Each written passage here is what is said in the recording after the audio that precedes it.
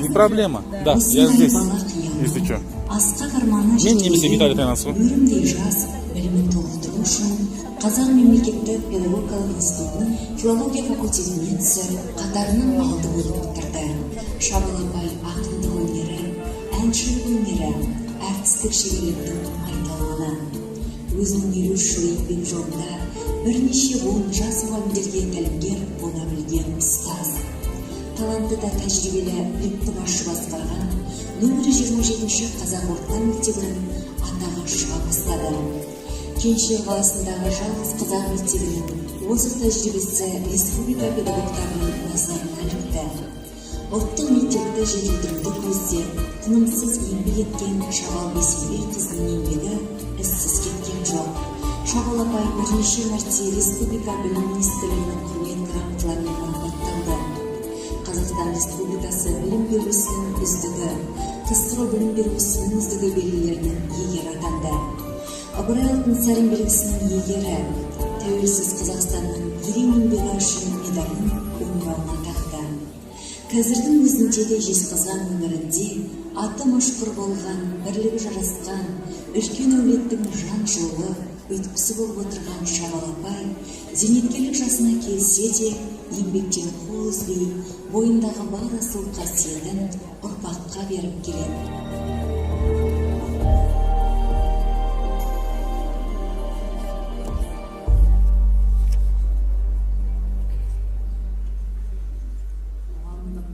Мен өзі бастауыш класстан бастап таңдадым. Өйткені ұстаз алдындағы оқытушы жас балаларға үлгілі болса, соған адам қатты еліктейді екен. Жас кезде, бала кезінде аңғармайды деп ойлайды кейбіреулер. Жоқ, сол жас бала кезінен бастап кімнің жақсы, кім қандай осыны аңғарып қалады екенсіз. Оны осы өмір жүзінде көріп жүрмін, өз басымнан да өтті. Бастауыш класста маған сабақ берген мұғалімдарым өте бір аяулы мұғалімдар болды. Бірінші класстан бастап, екінші класстар, төртінші классқа дейін бір 3 мұғалім осы күнге дейін бар. Сол мұғалімдарды мен мақтана еске аламын. Зейіпін деген мұғаліміміз бар. Қазір өзі 80-ге таянды. Сол кісі бастауыш класста сабақ берді. Өзі ширақ, өзі әдемі, сабақты жақсы түсіндіретін, сондай жақсы мұғалім еді. Міне сол кісілердің жақсы сабақ берген, сол кезде үйімізге келіп, баланың сабақ оқитын бұрышы қандай екен деп тексеріп, зерттеп, балалармен жеке дара әңгімелесіп, әрбір балаға көңіл бөліп сөйтіп жүретін мұғалімдер, міне осы мұғалімдарға еліктеп, мұғалім болғым келді, сөйте келе педагог болып шыға келдім. Жаңалықтың бәрі мектептің өз ішінде, бірақ оны көпшілік біле бермейді дегендей, өз ісіне мығым Шабал Бейсенбекқызы шәкірттерге тұрақты сапалы білім берумен бірге, оларды ата-бабаларымыздың ғасырлар бойы бізге жинап қалдырған рухани мұраларының негізінде тәрбиелеп келе жатқан қадірменді ұстаз. Алғашқы ұстаздық еңбек жолын Жезқазған поселкесіндегі нөмір 7 мектепте бастады. 1966-1996 жыл аралықтарында нөмірі 10-шы, нөмірі 27-ші орта мектептерінде 30 жылға жуық директорлық қызметті мінсіз атқарды. Нөмірі 27-ші қазақ орта мектебі облыс көлемінде педагогикалық озық тәжірибе алмасу орталығы болып табылды. Ана тілінен, дінінен айырыла жаздаған кешегі одақ тұсында принципшіл ұлттық рухы биік Шабал Бейсенбекқызы Никольский қаласындағы орыс тілді білім беретін мекемелердің ішінде ұлттық тілдегі қазақтың жалғыз мектебін алдыңғы қатарға жеткізу үшін мақсат қоя отырып, рухтың күшті болуы тілге байланысты екенін дәлелдеді. Осы мектептің жылдың еңбегін бағалап, Білім министрлігі республика көлеміндегі елімай оқу эстетикалық бағдарламасы бойынша сынақ мектебі деп белгіледі. Білікті басшы басқарған педагогикалық ұжым облыс бойынша тірек мектеп болумен қатар ұлттық мектептің тұғырын биікке көтере білді.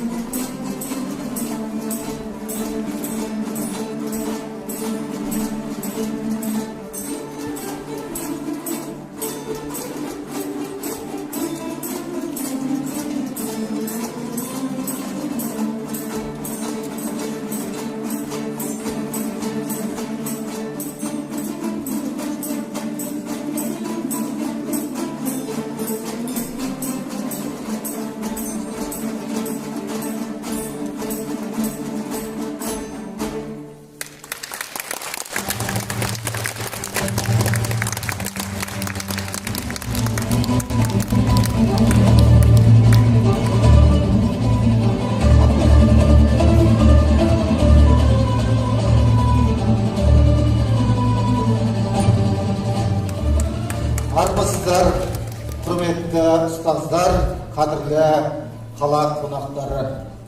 Құрмет орденінің иелері, Қазақстанның еңбек сіңірген қайраткері, Сәтбаев қаласының құрметті азаматы Шабал Бейсенбекованың ұстаздық еңбегін дәріптеуге арналған табысты мектеп командалық жұмыс нәтижесі тақырыбында өтетін Шабал Бейсенбекова атындағы 3-ші облыстық педагогикалық байқауға қош келдіңіздер.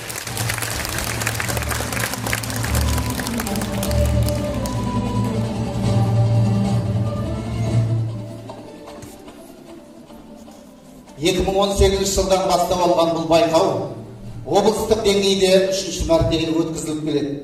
Биыл ережеге өзгерістер мен толықтырулар енгізіліп, алғаш рет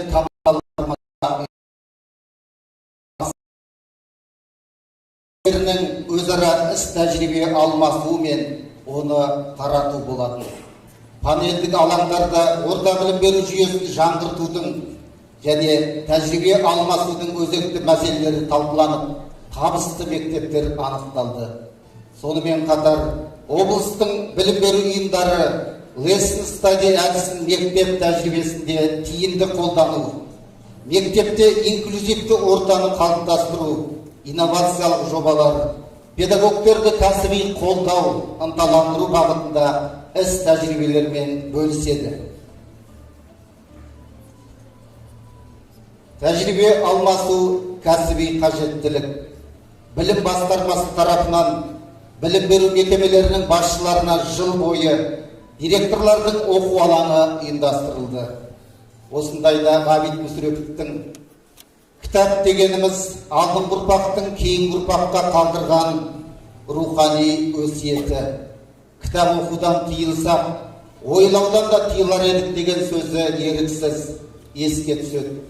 Директорлардың оқу алаңы аясында ұстаздық шеберлікті шыңдауға үлесі мол 4 кітап оқуға ұсынылған болатын.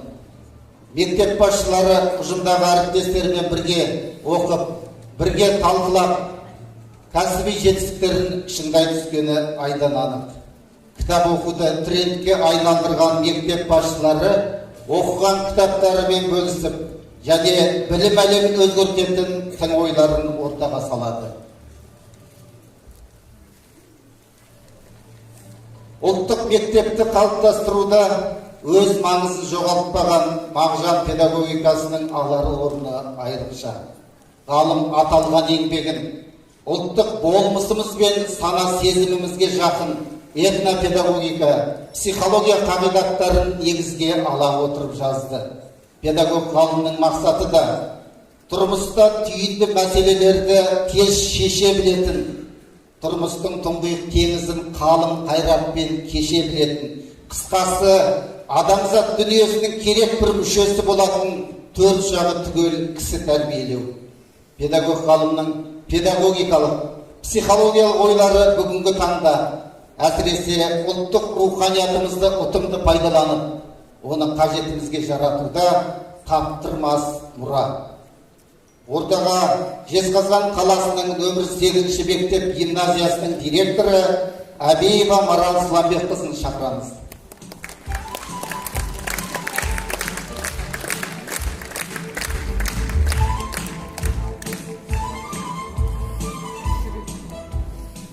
Сәлеметсіздер ме, құрметті аудитория.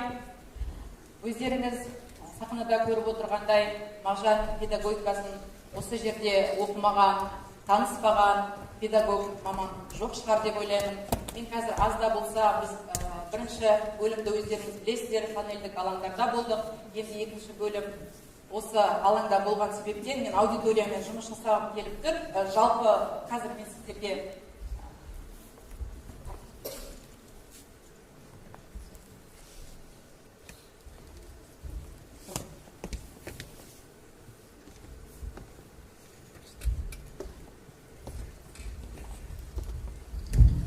жақсы, экранға назар аударсаңыздар, экранда мен Әбиева Марал Сламбековна жалпы ұраным самға, салма, алға, өмірлік хобби, оқы, бізден үйрен.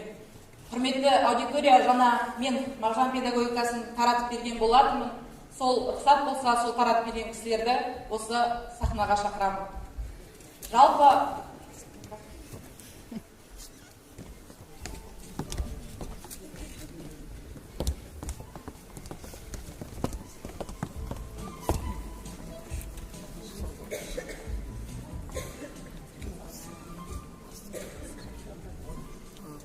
енді рұқсат болса қазір сіздерге осы микрофон беремін. Бұл жерде сіз өздеріңізді таныстырып өтсеңіздер, мен барлықтарыңызды танымаймын. Өзіңізді таныстырып өтсеңіз. Жезқазған қаласы нөмір 9 мектеп-интернатында директорының оқу жұмысы орынбасары Мұсабаев Сәкен Жаңбырбайұлы. Қандай пән мұғалімі? Қазақ тілі мен әдебиеті. Сүлекова Сапура Сидуалиқызы, ұлттық оқыту білім басқармасынан. Жаппасова Айтжан Сұлтанғазиевна, Жезқазған қаласындағы номер 11 жалпы білім беретін мектебінің директоры. Дамьянова Шолпан Советовна, Сәтбаев қаласы номер 5 жалпы білім беретін мектебінің директорымын және биология пәнінің мұғалімімін. Мұқашева Күлпаш Байзадағызы, Қаныш Сәтбаев атындағы 7-ші мектеп лицейінің директоры, математика пәнінің мұғалімі, Жезқазған қаласы. Менің сіздерді осы алаңға шақыру себебім, өздеріңіз білесіздер, жалпы оқу алаңы негізінде бұл барлық мектеп басшылары, барлық мектептің ұжымында, барлық облыс білім басқармасы негізінде талданды десем артық айтпаймын. Жалпы семинарлар болды, барлық жерде біз осы педагогика пәнін, оның ішінде Мағжан Жұмабаевтың шығармашылығы негізінде біз қарастырып, талдап, өзіміздің қазіргі білім беру жүйесіндегі жалпы педагогтың ақынның жазбасы негізінде салыстырмалы түрде талданып жүр. Енді мен сіздерге қоятын сұрақтарым болады. Сіздерге еркін түрде өздеріңіздің пәндеріңізбен байланысқан күндегі қазіргі таңда осы Мағжан Жұмабаев педагогикасы или іс тәжірибелеріңізде, еңбек жолдарыңызда, қай жеріңізде қандай өзіңізге тартымды үйлесімдік көрдіңіз осы педагогика кітабы барысында? Мағжан Жұмабаевтың педагогика. Сәкен мырза, кешіріңіз, регламент бар, бізде уақыт шектеулі, енді сондықтан айып етпесеңіздер, қысқа нұсқа ғана бір сөйлем негізінде. Балаға негізі үлгі болу үшін бірінші ұстаз өзі үлгі болу керек деп ойлаймын. Сондықтан мен өзіме үйімдегі тоңазытқышыма Міржақып Дулатұлының Оян қазағын жабыстырып қойған болатынмын. Сонымен оқушылардың сабақ басталған соң көзіңді ашып Оян қазақ көтер басын өткізбей қараңғыда бекер жатсы. Жер кетті дін шалап қарқарам болып қазағым енді жату жарамасын деп ұран қылып айтқызамын. Үлгі қылып балаларға көрсетемін, себебі бүгінгі күні де бұл мәселе өзінің өзектілігін жойған жоқ деп ойлаймын. Мағжан Жұмабаевтың педагогикасында тәрбиені негізгі 4 бөлікке бөліп қарастырады. Ақыл, құлық, дене тәрбиесі, сұлулық деп. Осы тәрбиені саралап, осы кітапта бере отырып, әрбір атана өзінің баласын адам болсын десе, осы 4 тәрбиені бойына сіңірсін деп, тәрбиенің мақсатын айқындап қойып беріп кеткен. Бұл Мағжан Жұмабаевтың педагогикасы әрбір ұстаздық, тәлімгерлік идеялар арқылы барлық педагогқа көшбасшы, жолбасшы, көмекші құрал болып қалатыны сөзсіз.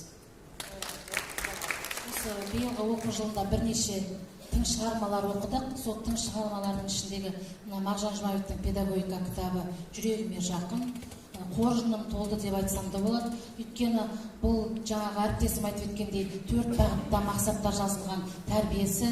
Бұл пән ретінде алатын болсам, биология пән ретінде мен сұлулық пен дене тәрбиесін үнемі қолданамын.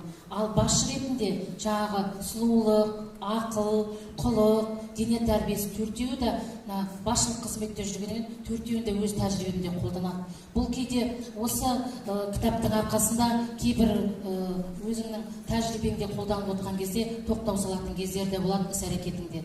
Сондықтан бұл кітап өте тың жазылған кітап, барлық ұстаздарға, әсіресе жас мамандарға енді келген оқуға мен жарнама жасар едім, оқыңыздар дегім келеді. Енді мен әріптестерім айтып кеткендей, қысқаша бір не айтайын. Бұл педагогиканы оқыған кезде бізде қазіргі жастардың бәрі интернетке сүйенеді ғой. Мен өзі қызым бар, соны интернеттен маманы балаға бүйтуге болмайды. Бұл жерде педагогикада адамның туа біткен кезде туғаннан бастап бүкіл өмір бойы несі еңбектегі бүкіл несі жазылған осы кітапта. Сонда жаңағы интернеттен алған кезде интернетте бүйтуге болмайды, балаға бүйтуге болмайды. Мен айтамын, сіздерге интернеттен қажет жоқ. Өзіміздің Мағжан Жұмабаевты оқысаңыздар, интернеттің бәрі содан алынған деп. Мінекей нағыз тәлім тәрбие деп осыны айтуға болады. Бәрекелді. Қошеметтеп қояйық. Өзім берген тапсырма өзіме келді. Жалпы осы жерде тұрған көп басшылар біледі. Мынау Назарбаев зияткерлік мектептерінің программасы бойынша директорлардың, педагогтардың деңгейлік курстары болды. Соған мен 2016 жылы директор ретінде бірінші рет сол 9 айлық курсқа барғанда менің бірінші бетпе-бет сессиям толығымен қарсылықпен өтті. Өйткені менде мынандай қарсылық болды, ол ана ішкі мазмұнына емес. Неге бізге ол қазір әрбір педагогта айтылады, қоғамда да ол айтылды. Ол кездегі енді менің қателігім деп өзім қазір кейін мойындадым. Мен ол жерде неге бізге батыстың педагогикасын ғана бізге тықпалай бересіздер? Осы сөзде бізде Абай айтқан жоқ па, Шәкәрім айтқан жоқ па деген сияқты менде анау көп қарсылық болды. Менің енді тренерім кейіннен айтады ғой, ақыр мойындадыңыз ғой деп. Содан кейін мен өзім мектепте жаңағы директорлық бағытта бұрын енді педагогиканы толық оқып шықтым деп айтпаймын, Мағжан педагогикасын. Ол енді университетте оқыған деңгейде қалып қойған, оның өзінде біз әрбір бөлігін ғана алдық қой. Кейіннен мен осы педагогиканы оқығанда негізінен егер түсіне білген адамға мынау Назарбаев зияткерлік мектептеріндегі жаңағы деңгейлік бағдарламалардың негізінде түпкі идеясында осы Мағжан педагогикасы біздің ұлттық педагогика жатқанын түсіндім. Бір жекелеген авторлар, басқа ұлттың авторлары, басқа елдің авторлары берілсе де, бұл жерде біздің өзіміздің барлық мынау баламен қарым-қатынас жасау, отбасында тәрбиелеу, мұғалім мен баланың арасында қарым-қатынас деген дүниенің барлығын осы педагогикадан табуға болады екенін білдім. Және біздің қазіргі білім саласындағы жаңартылған білім мазмұны және критериалды бағалау жүйесі оның да түбінде осы бар. Өйткені бұл жерде айтады, не дейді? Балаға тапсырманың нақты берілуі. Яғни біз кейде түсініксіз жалпы тапсырма береміз да, бала бізге қандай күйде қайтаратын біз өзімізше талап етеміз, бірақ бала ол тапсырманы басқаша түсінеді. Ал біздің критериалды бағалау нені мегзейді?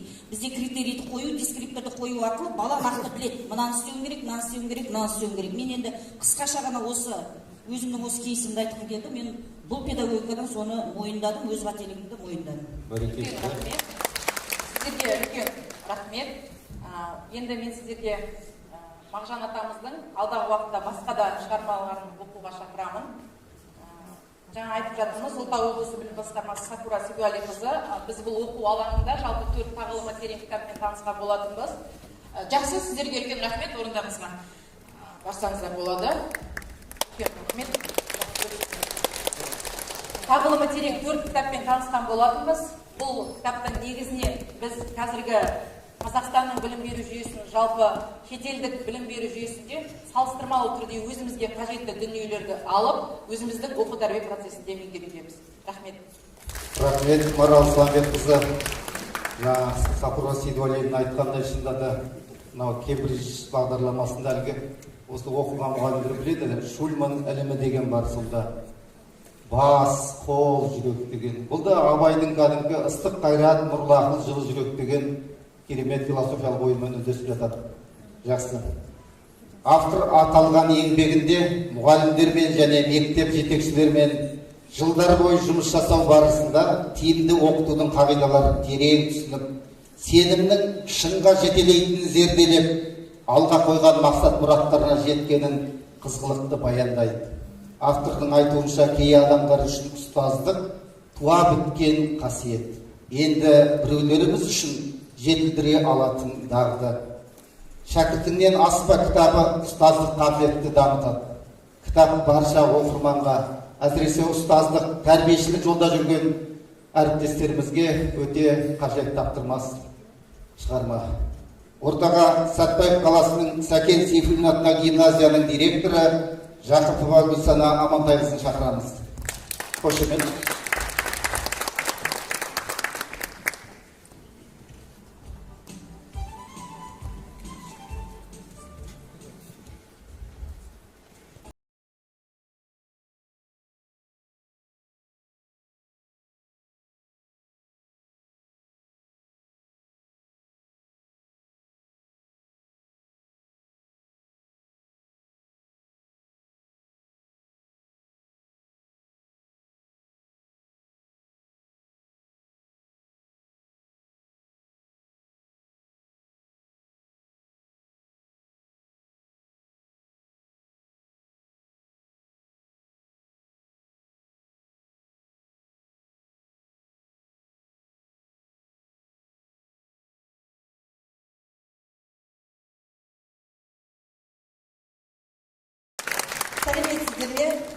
Бұл қысқа көлемді бейне осыдан 1 ай бұрын түсірілген болатын.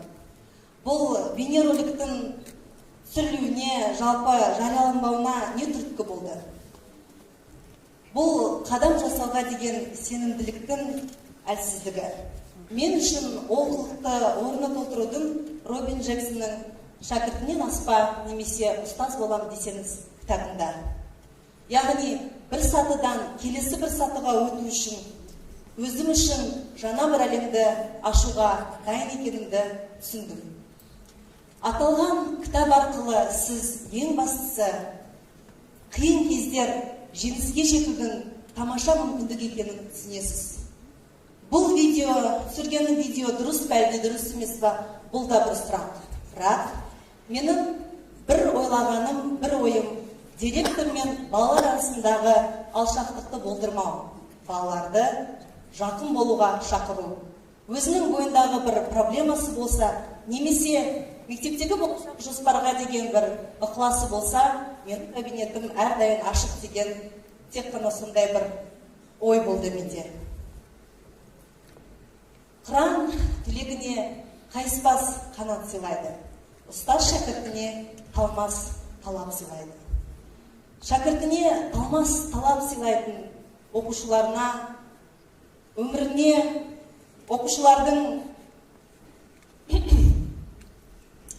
оқушыларына жетеулеу жолында әрине сөзсіз кедергілерге тап болары әрине сөзсіз. Бірақ осы кедергілерді тиімді қолдану өзі бізге бір серпіліс беретіндей. Түсініспеушіліктер орын алуы мүмкін бе? Әрине. Біз толықтай пәнді меңгергендіктен бізге қарапайым болып көрінетін жай мәліметтер оқушыларға мүлдем олай емес. Сізде қашанда таңдау еркіңіз бар. Өзгермейтін бірақ нәрсе. Сіздің оқытудағы шебер ұстанымыңыз. Стандарттарға сай боламын деп, оқуға деген ынтаңызды жоғалтқан жоқсыз ба? Тәуелсіз түбі жел қайық дейді. Өтерсіз, мақсатыңызға да жетерсіз. Кәсіби дамуды білікті маман ретінде пайдалана білгенде ғана оқытуға ерекше ынта жігеріңіз оянып, шығармашылығыңыз ашыла түседі. Жақсы мұғалім болу үшін, мұғалім ретіндегі рөлге шын сеніміңіз қажетсіз. Өйткені сенім шынға жетелейді. Жақсы шәкірт тәрбиелеу үшін біз оқушыларды шынайы жақсы көруіміз қажет. Абай бабамыз айтқандай, талаптыдан, білімдіден шыққан сөз талаптыға кез болмақ дегенді, біз тек қана оқушыларды шынайы жақсы көргенде, сол оқушының деңгейіне деген жеткенде ғана мақсатымызға жетеміз. Жақсының жақсылығын айт, нұр тассын дейді дана халқымыз. Сапура Сейдуалиевна жаңалыққа жаны құмар, ізденімпаз басшы ретінде бізді де сондай бір шебер ұстаз болуға, білікті басшы болуға ақыл, кеңес беріп, бізді үнемі алға бір тартып отырады. Бір кітапты қалай оқимыз, қашан оқимыз, уақытты қайдан табамыз дегенде, уақытты да таптық, біліміміз де кеңейді. Ұстаздық ұлық емес, ұлық қызмет демекші. Біздің жалпы ұлттық құндылықтарымызды ұлықтауда, мемлекеттік ана тілімізді еркін қолдануына бағытындағы барлық игі бастамаларға үлкен алғысымызды білдіреміз. Рахмет.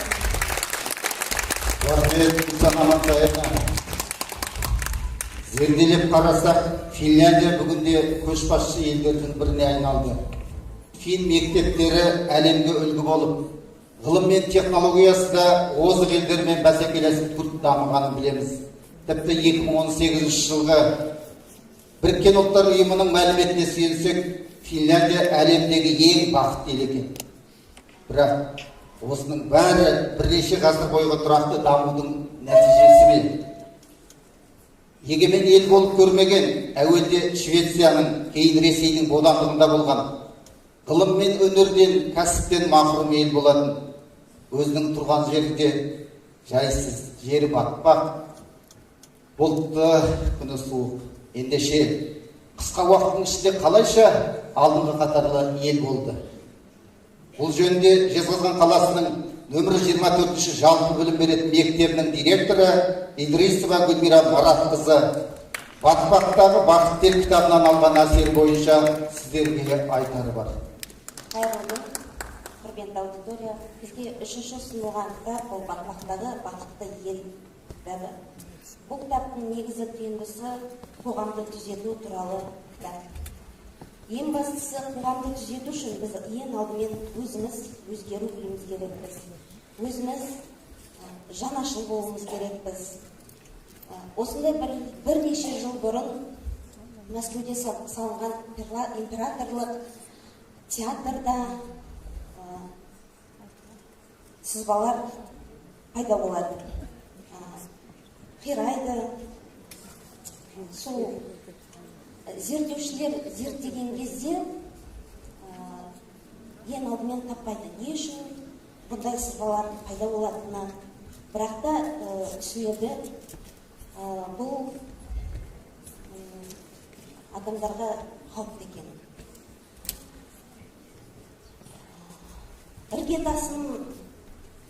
Іргетасын зерттесе, ең астында бұл ғимарат ағаштардан салынады екен. Ең басында ағаштар қазылады екен, сосын жаңағы іргетас салынады екен, сосын үлкен ғимарат салынады. Сол уақытта зерттеушілерде сұрақ туындайды. Біз қалай бұл ғимаратты сақтап аламыз? Сақтап аламыз ба, әлде алып тастап жаңадан саламыз ба? Сол уақытта инженерлерде бір ой пайда болады. Гранит ақырында жан-жақтан алып, гранит салып, бұл ғимаратты сақтап алу. Бұның бәрі неліктен айтылады? Жаңа заманға жаңа ән дегендей, жаңа келе жатқан ұрпақты ескі басшылықпен оқытуға болмайды. Жаңа ұрпақты жаңа заманға сай оқыту керек. Өзіміз өзгеруге дайын болса, біз халқымызды, елімізді биікке тартып, үлкен белестерден көре аламыз. Фин халқы қандай батпақ жерде, ауа райы жаңбырлы, қысы ерте басталатын жерде тұрса да, өздерін қатты махаббатпен суоми деп айтатын. Суоми дегеніміз ол батпақтағы ел.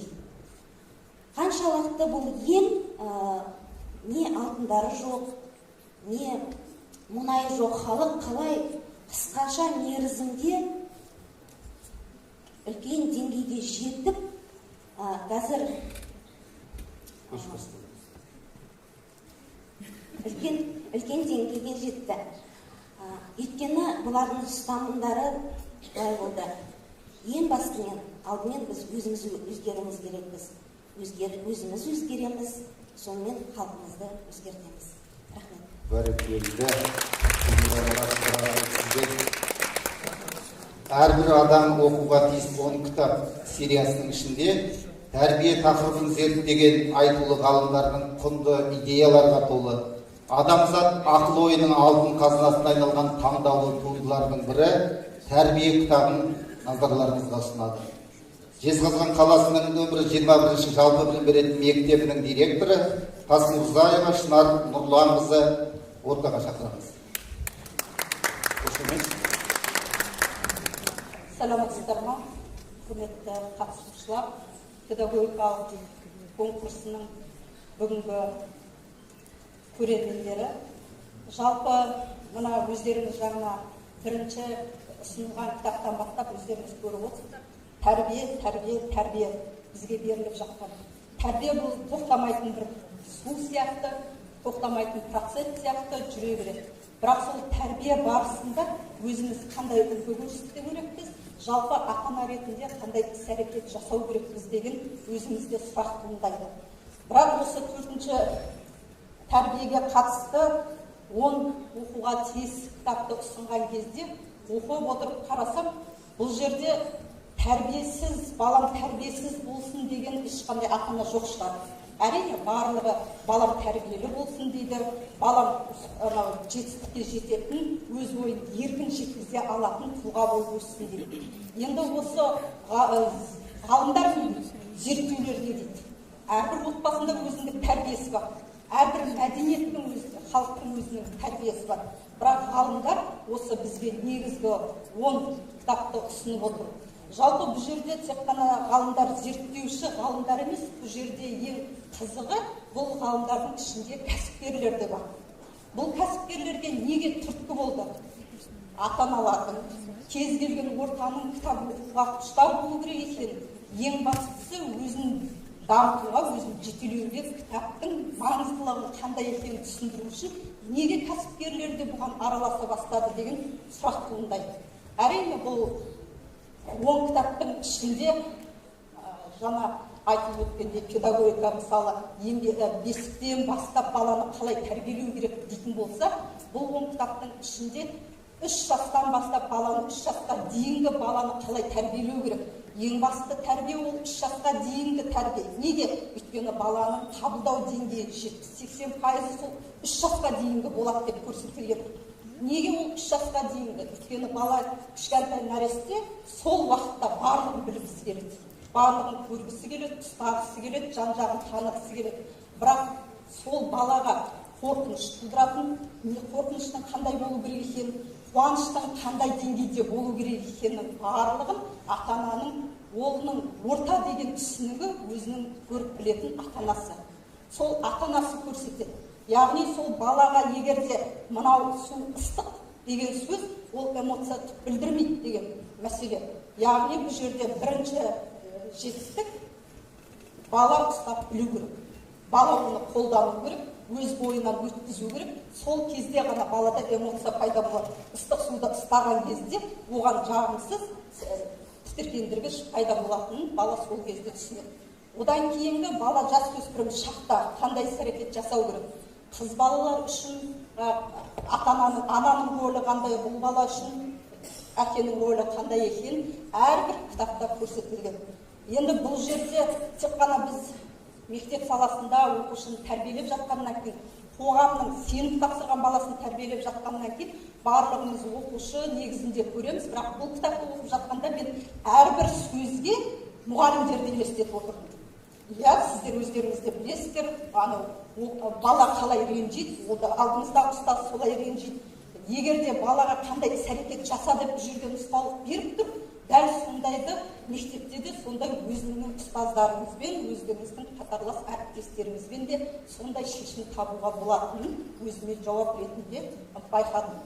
Енді құрметті қатысушылар, жалпы бұл жерде айтылып отырған кітаптардың барлығы міне түпкі негізі барлық тәрбие ол адамның отбасында болып жатқанымен мектепте баса назар аудару керек. Өйткені сіздер білесіздер, бала үйде қандай эмоциямен шығады, тура сондай эмоциямен сіздің сабағыңызда қабылдайды. Яғни қазіргі бізге талап қандай? Кез келген уақытта бала мектепте қандай көңіл күймен келді, соны мектеп бақылауға алу керек деген. Ата-ана жиналысы өз деңгейінде өту керек, әрине бір міндетті бір тақырыппен өту керек. Қазіргі бір сарында ата-аналар жиналысы, ол сіздің балаңыз кешікті, немесе сіздің балаңыз сабағын оқымай келді деген сияқты тақырыпта жоқ. Бірақ бұл 10 кітап ұсынған 10 кітаптың әрбір тақырыбын сіз ата-ана жиналысында, ата-ана жиналысының тақырыбы ретінде пайдалансаңыз, бұл сіздерге көптен көп жетістік береді. Қазіргі бір сарынды жиналыстан көрі деп отыр. Өйткені бұл жердегі басты мәселе қазіргі переходной возраст дейміз, жасөспірімдік шақ, кез келген ата-ана қазір бала жұмысқа берілген, кешке ғана баласымен кездеседі. Әрине ол өзімізде де бар. сол кезде столдың басында отырған кезде баламен бір-біріне бір мәмілеге келе алмайды. Неге? Өйткені баланың күнделікті эмоциясын, сабақта болған өзгерісін, немесе үйінде болған бір көңіл күйін ата-ана оны толыққанды біле бермейді. Сондықтан осы ата-ана жиналысын болсын, осы әрбір кітап бізге беріліп жатқан, оқуға ұсынылып жатқан кітаптың барлығы ол бізді болашақ ұрпақты дұрыс тәрбиелеуге жетелейді деген үміттемін. Рахмет сізге. Бәрекелді, рахмет сізге. Ұлтты сүю, кісілік деңгейге көтерілу, туған халқының мүддесі үшін құрбандыққа баруға әзірлік, білімді басты нысана еткен. Осы жолда педагогика еңбегін жазған Мағжанның өмірлік мұраты. Жаңа әлемдегі жаңа Қазақстан үшінде ең негізгі басымдықтардың бірі білім. Білім ғылымның іргетасы және мемлекет дамуының алтын арқауы. Білім ешқашан жоғары биліктен ажырап қалмайды, қайта керісінше қозғаушы күшіне айналмады. Келесі сөз және марапаттау Сәтбаев қаласының әкімі Әубәкір Шапағат Момынбайұлына берілді.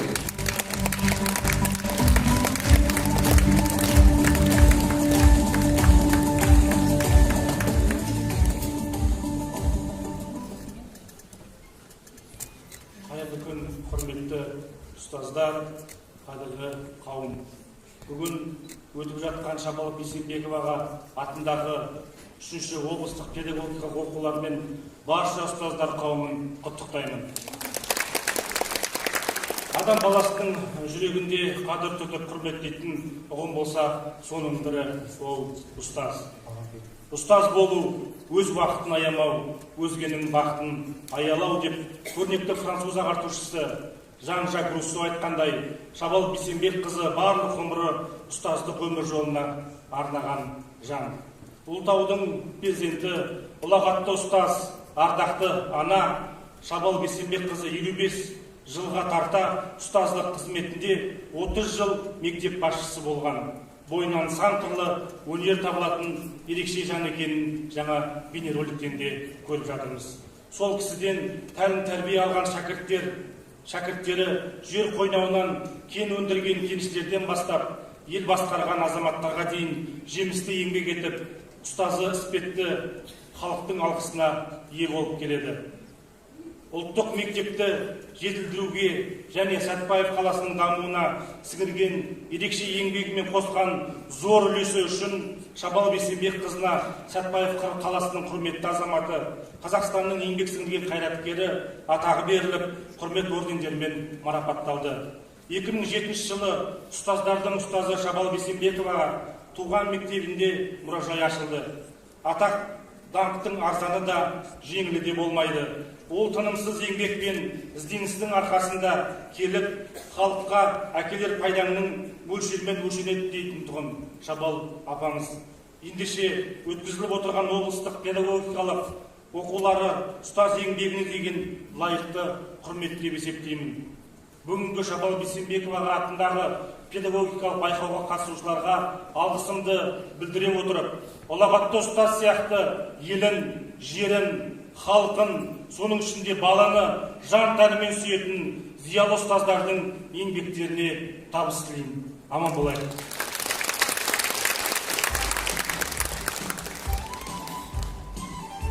Бірінші дәрежелі диплом, табысты мектеп командалық жұмыстың нәтижесі тақырыбындағы Шабал Бейсенбекова атындағы 3-ші облыстық педагогикалық байқауының білімнің бастауы тәрбие бағыты бойынша жүлделі орынға ие болғаны үшін Ұлытау ауданы нөмірі 17-ші жалпы білім беретін мектептің командасын сахнаға шақырамыз.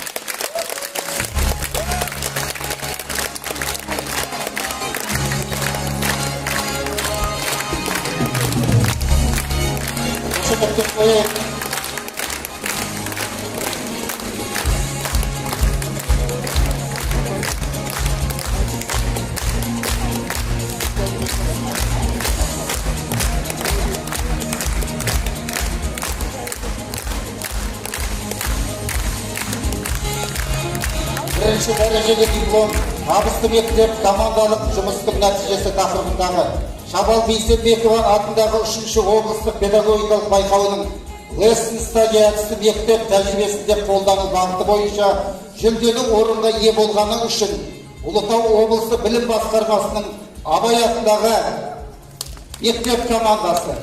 Қошемет сахна төріне шақыратын командалар.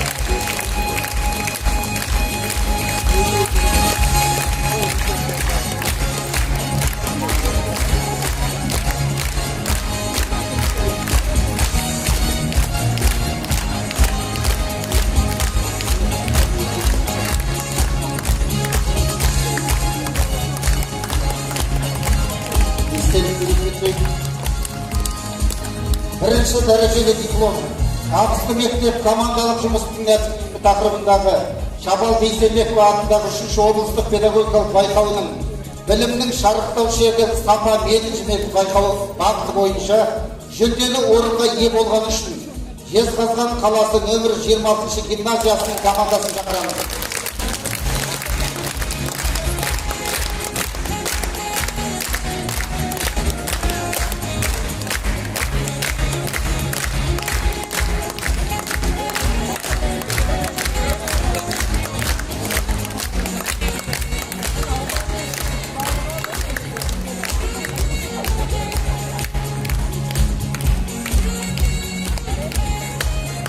Бірінші дәрежелі диплом, педагогтың кәсіби дамуы, ізденіс және тәжірибе бағыты бойынша жүлделі орынға ие болған үшін Сәтбаев қаласы Абай атындағы нөмір 4-ші мектеп лицейін шақырамыз.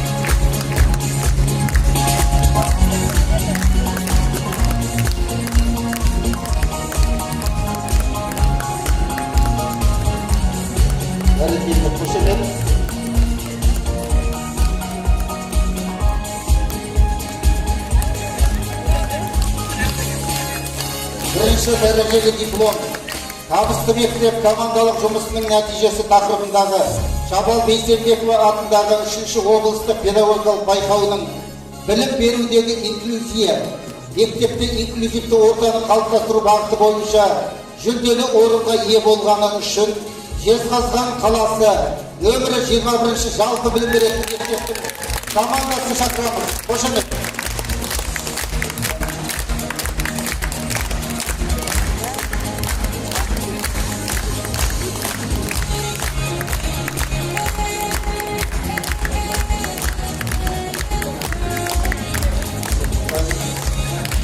Рахматтарыңыз құтты болсын.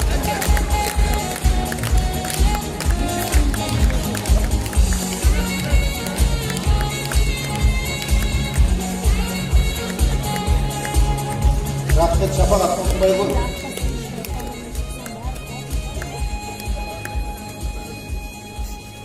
Ұрыс даласында басшы сөздің адамы емес, тікелей іс-қимылдың адамы болу керек деп Бауыржан Момышұлы айтқандай, осы орайда білім алаңында іскерлігімен танылған Ұлытау облысының білім басқармасының басшысы Төлекова Сапура Сейдуәліқызының мектеп басшыларына арнаған директорлардың оқу алаңын оқу сағатының бастамашысы әрі идея иесі екенін айта кеткен жөн.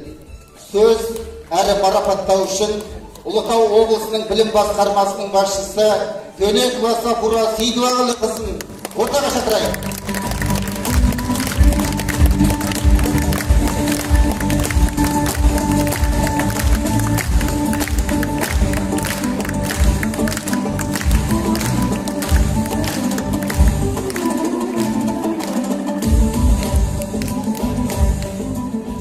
Құрметті әріптестер, жалпы мұғалімдік деген бұл мамандық болса, сол мұғалімдіктің ең жоғарғы шыңы бұл ұстаздық. Бүгін Сәтбаев қаласы, Ұлытау облысы толығымен ұстазға құрмет көрсетіп жатыр. Біз тек қана Сәтбаев қаласына немесе біздің өңірге ғана емес, барлық еліміздің дамуына, білім саласының дамуына өзіндік бір ерекше үлес қосқан Шабал апайдың еңбегі арқылы барлық ұстазға құрмет көрсетіп отырмыз деп ойлаймын. Осы жерде бүгінгі осы шараға, педагогикалық байқауға қатысқан әрбір ұстазға Шабал апайдың білімін, іскерлігін, біліктілігін, жасын берсін. Еңбек жолын осы Жезқазған қаласында бастаған адам ретінде сіздерге тағы да айттым, бірнеше рет айттым, мен өзім Жезқазған қаласында жұмыс істей отырып, бірақ Сәтбаевтағы білім саласындағы сол кезеңдегі де осыдан 15 жыл бұрынғы болса да, сол кезде осы Сәтбаев қаласындағы мықты директорларды үнемі тыңдауға, сол кісілердің мектебінде өтіп жатқан семинардан қалмауға келгіміз келіп, сол кісілерді тыңдағымыз келіп тұратын, сондай бір мектептің бірі 27-ші мектеп болатын. Бүгін сол көп жылдан кейін 27-ші мектепті көрдік. Оның ішіндегі болып жатқан жұмыс тек бір күннің немесе бір жылдың нәтижесі емес. Бұл сол Шабал апайдан бастап, оған дейінгі, одан кейінгі бірнеше директорлардың қалыптастырып кеткен бір дәстүрі. Сондықтан бұл қазір қоғам өзгерген сайын, әлемдік өзгерістер болған сайын біздің процесімізге өзгерістер ене береді, бірақ ұстаздар үшін де, мектеп үшін де бір принцип болу керек. Барлық жұмыс балаға бағытталу керек. Ендеше осы жолда барлығыңызға сәттілік тілеймін. Енді біз облыстың барлық педагогтарының атынан, жалпы облыстық білім басқармасының атынан Шабал апай енді бұл жерге келе алмаса да, Шабал апайдың балалары келіп отыр. Өзіміздің осы гүл шоқтарын баласы арқылы беріп жібергіміз келеді. Сол кісіге біздің мына шәкірттерінің, осы жерде отырған көбісі ол кісіден сабақ алған шәкірттер, көбісі ол кісінің өмірлік ұстаздық жолдағы шәкірттері, сол кісілердің ыстық ілтипаты деп жеткізуіңізді сұраймыз.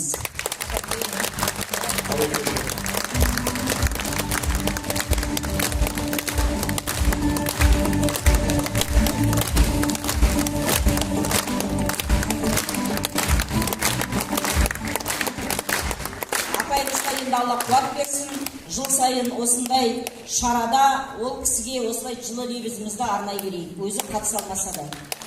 Енді бүгінгі шара шын мәнінде әрқайсымызға ой салды деп ойлаймын.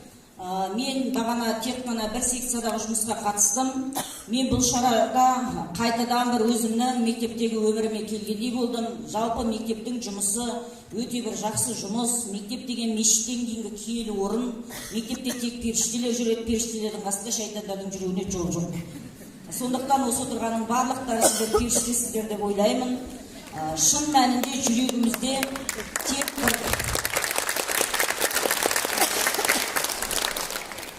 жүрегімізде шын мәнінде бір адалдық, балаға деген шын көзқарас болатын болса, біз қоғамды түзете аламыз. Жаңағы мынау батпақтағы бақыт елді айтқанда да түпкі ой қоғамды өзгерту. Біз қазір жаңа Қазақстан идеясын президенттен немесе үкіметтен күтіп отыра берудің қажеті жоқ. Біз әрқайсымыз қоғамның мүшесіміз. Ендеше мен өзгерем, мен өзгеріп жанында 10 адамды өзгертем, 10 адам бірнеше оқушыны өзгертеді, сонымен бізде жаңа Қазақстан солай қалыптасады. Жаңа Қазақстан жоғарыдан төмен қарай емес, төменнен жоғары қарай қалыптасады, осыны біліңіздер. Одан кейін бір үлкен, енді ұмытып қалдым, жаңа интернеттен қарап аламын деп, Черчилльдің бір сөзі бар. Мұғалімнің қолында, премьер-министрдің қолында жоқ билік бар деп. Яғни премьер-министр қандай да бір құжаттар қабылдау арқылы ешқандай өзгеріс жасай алмаса, мұғалім сабақ арқылы қоғамда үлкен өзгеріс жасай алады. Өйткені біз тәрбиелеген оқушы, біз оқытқан оқушы ертең қоғамды алға сүйрейтін көшбасшы болуы керек және ұлтқа, елге адал жұмыс істеу керек. Баршаңызды бүгінгі жаңағы бірінші орын алған командаларды, қазір осыдан кейін орын алатын командаларды, тіпті алмай қалған командалардың өзін бүгінгі мерекемен құттықтағым келеді. Өйткені бұл сіздер үшін орын алмай қалсаңыздар да бір қандай да бір жұмыс барысында өздеріңіздің ресурстарыңызды күшейтіп, потенциалдарыңызды арттыратын шара болды деп қабылдаймын. Екінші дәрежелі диплом табысты мектеп командалық жұмыстың нәтижесі тақырыбындағы Шабал Бейсенбекова атындағы 3-ші облыстық педагогикалық байқауының білімнің шарықтау шегі сапа менеджмент бағыты бойынша жүлделі орынға ие болған Жезқазған қаласы Қаныш Сәтбаев атындағы нөмір 7-ші мектеп лицейі марапатталады. Құтты болсын.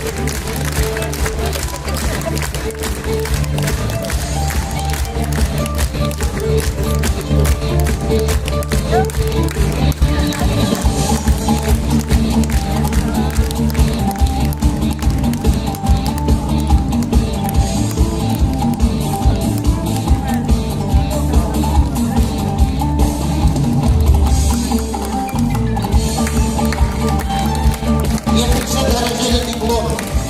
Педагогтың кәсіби дамуы, ізденіс және тәжірибе бағыты бойынша жүлделі орынға ие болғаны үшін Сәтбаев қаласының Ыбырай Алтынсарин атындағы нөмір 19 мектеп-лицейі марапатталады.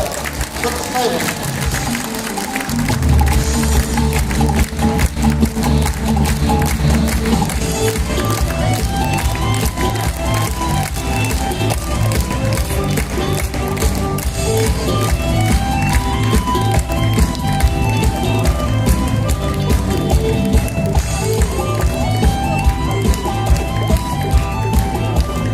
Екінші дәрежелі диплом.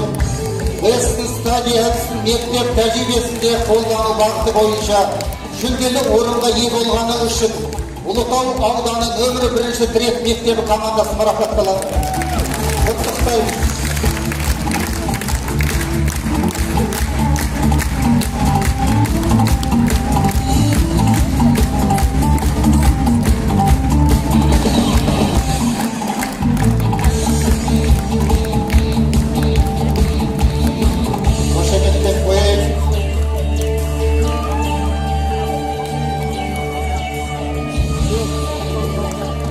Екінші дәрежелі диплом. Western Study әдісін мектеп тәжірибесінде қолдану бағыты бойынша жүлделі орынға ие болғаны үшін Сәтбаев қаласы Бауыржан Момышұлы атындағы мектеп гимназиясының командасы марапатталады.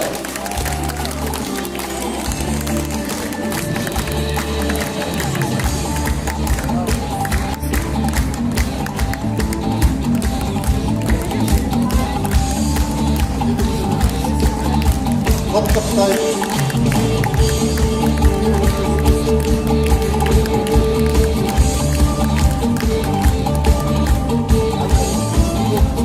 Екінші дәрежелі диплом. Білім берудегі инклюзия. Мектепте инклюзивті ортаны қалыптастыру бағыты бойынша жүлделі орынға ие болған үшін Жезқазған қаласы нөмірі 3 жалпы білім беретін мектеп командасы марапатталады.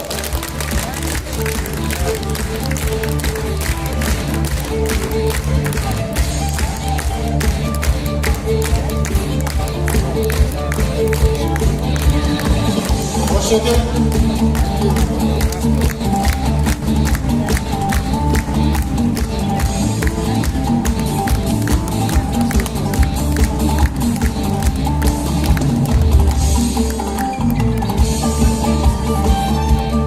Екінші дәрежелі диплом.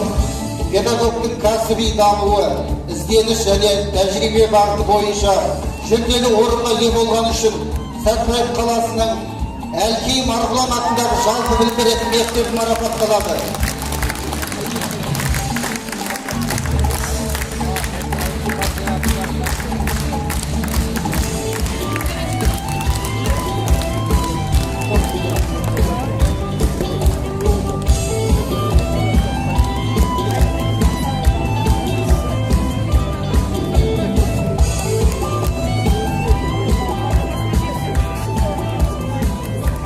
Екінші дәрежелі диплом. Білім берудегі инклюзия. Мектепте инклюзивті ортаны қалыптастыру бағыты бойынша жүлделі орынға ие болған үшін Сәтбаев қаласы нөмірі 7 жалпы білім беретін мектеп командасы марапатталады.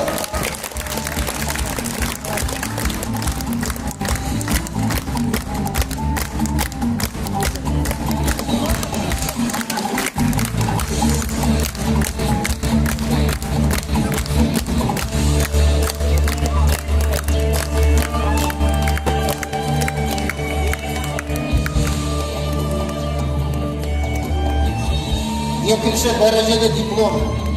Білімнің бастауы тәрбие бағыты бойынша жүлделі орынға ие болған үшін Жаңарқа ауданы Ақтау жалпы білім беретін мектеп командасы марапатталады. Қошеметтер әріптестерімізді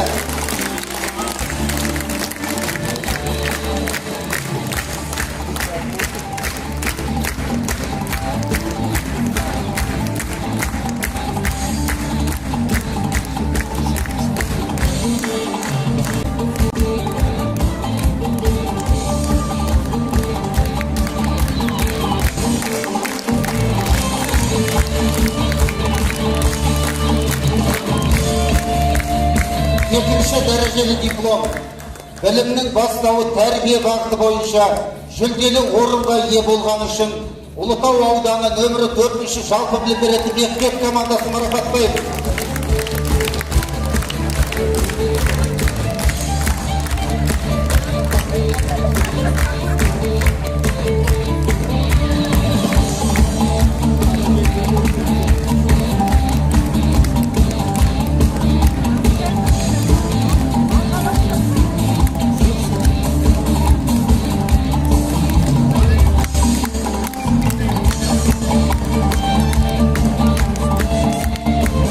Екінші дәрежелі диплом, білімнің шарықтау шегі сапа менеджменті бағыты бойынша жүлделі орынға ие болған үшін Сәтбаев қаласы Сәкен Сейфуллин атты гимназияның командасы марапатталады.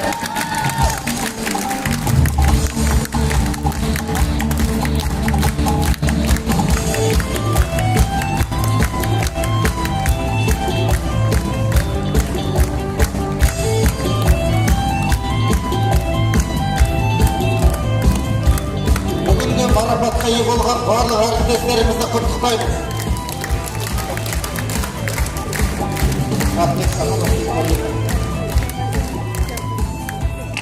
Құрметті жеңімпаздар, баршаңызды құттықтаймын.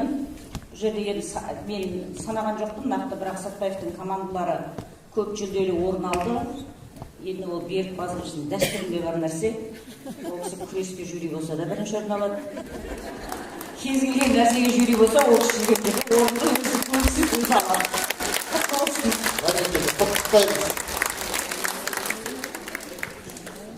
Облыстық білім басқармасы және Сәтбаев қаласы білім бөлімінің басшылығымен Шабал Бейсенбекқызы оқулары облыстық деңгейде биыл 3-ші мәрте өткізіліп келеді.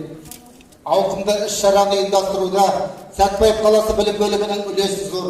Сөз және марапаттау үшін Сәтбаев қаласының білім бөлімінің басшысы Ақышбеков Берік Базылұлын шақырамыз.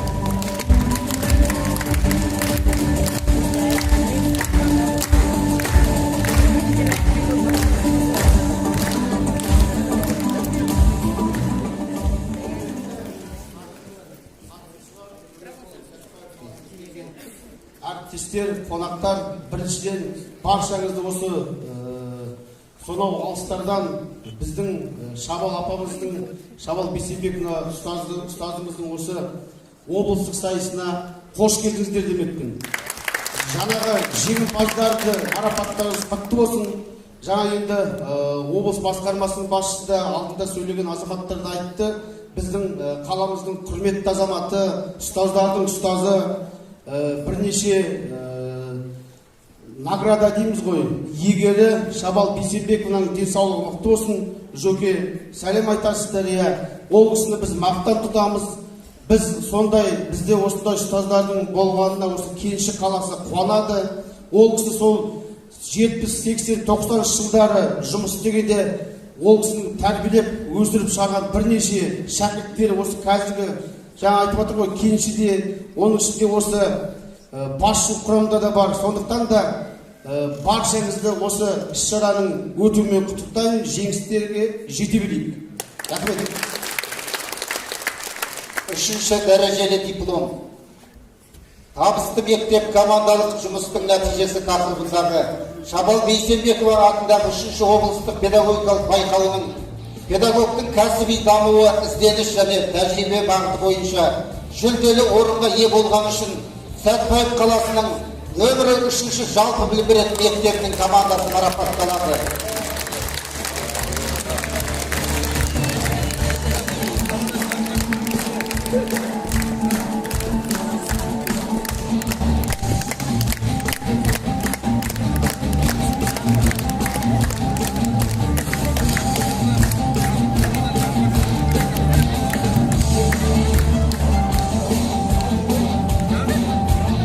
Дәрежелі диплом, педагогтың кәсіби дамуы, ізденіс және тәжірибе бағыты бойынша жүлделі орынға ие болған үшін Жезқазған қаласы нөмірі 11-ші жалпы білім беретін мектебінің командасы марапатталады. Қошеметтеп қояйық.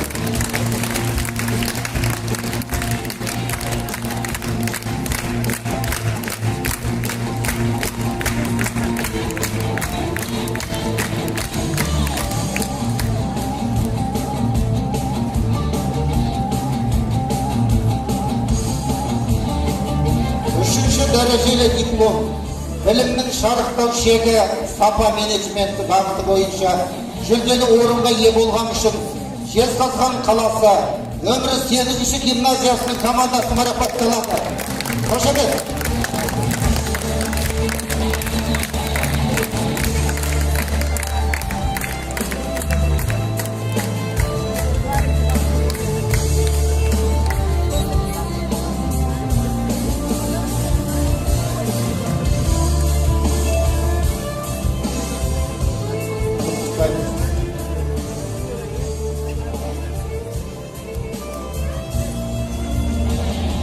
Үшінші дәрежелі диплом білімнің шарықтау шегі сапа менеджменті бағыты бойынша жүлделі орынға ие болған үшін Жезқазған қаласы нөмірі 1-ші жалпы білім беретін мектеп командасы марапатталады.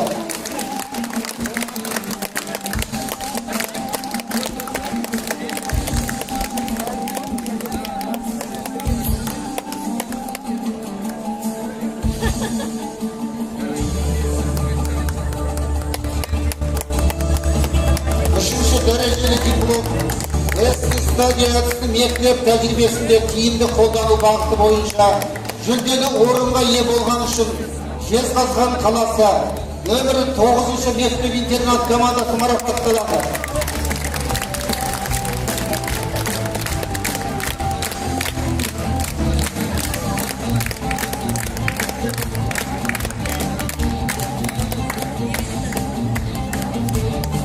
Үшінші дәрежелі диплом студиясы мектеп тәжірибесінде тиімді қолдану бағыты бойынша жүлделі орынға ие болған үшін Жаңарқа ауданы Ақтүбек жалпы білім беретін мектебінің командасы марапатталады.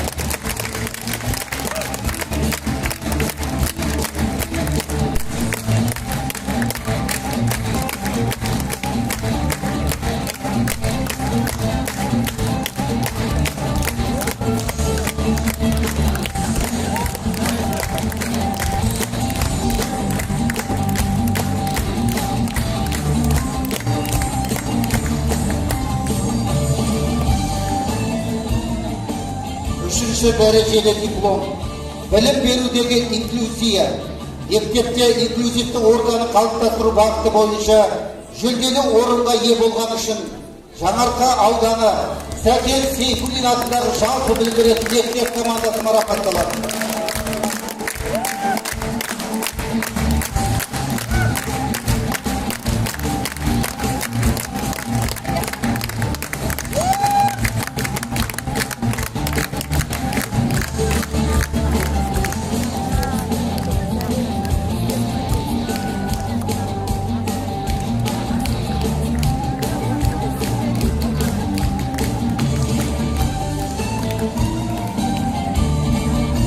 Үшінші дәрежелі диплом білім берудегі инклюзия мектепте инклюзивті ортаны қалыптастыру бағыты бойынша жүлделі орынға ие болған үшін Сәтбаев қаласы нөмірі 25-ші жалпы білім беретін мектептің командасы марапатталады.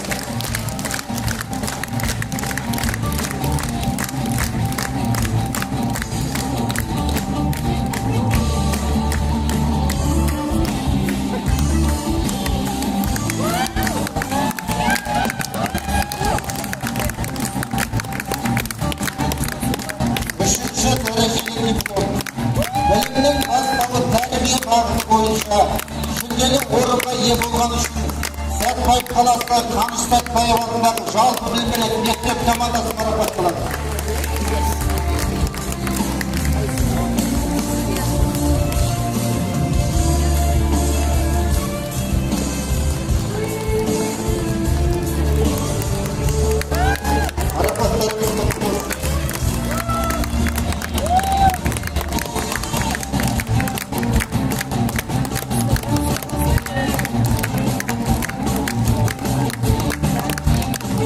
Үшінші дәрежелі диплом білімнің бастауы тәрбие бағыты бойынша жүлделі орынға ие болған үшін Сәтбаев қаласы нөмірі 27-ші жалпы білім беретін мектептің командасы марапатталады. Барлық марапат иелерін құттықтаймыз.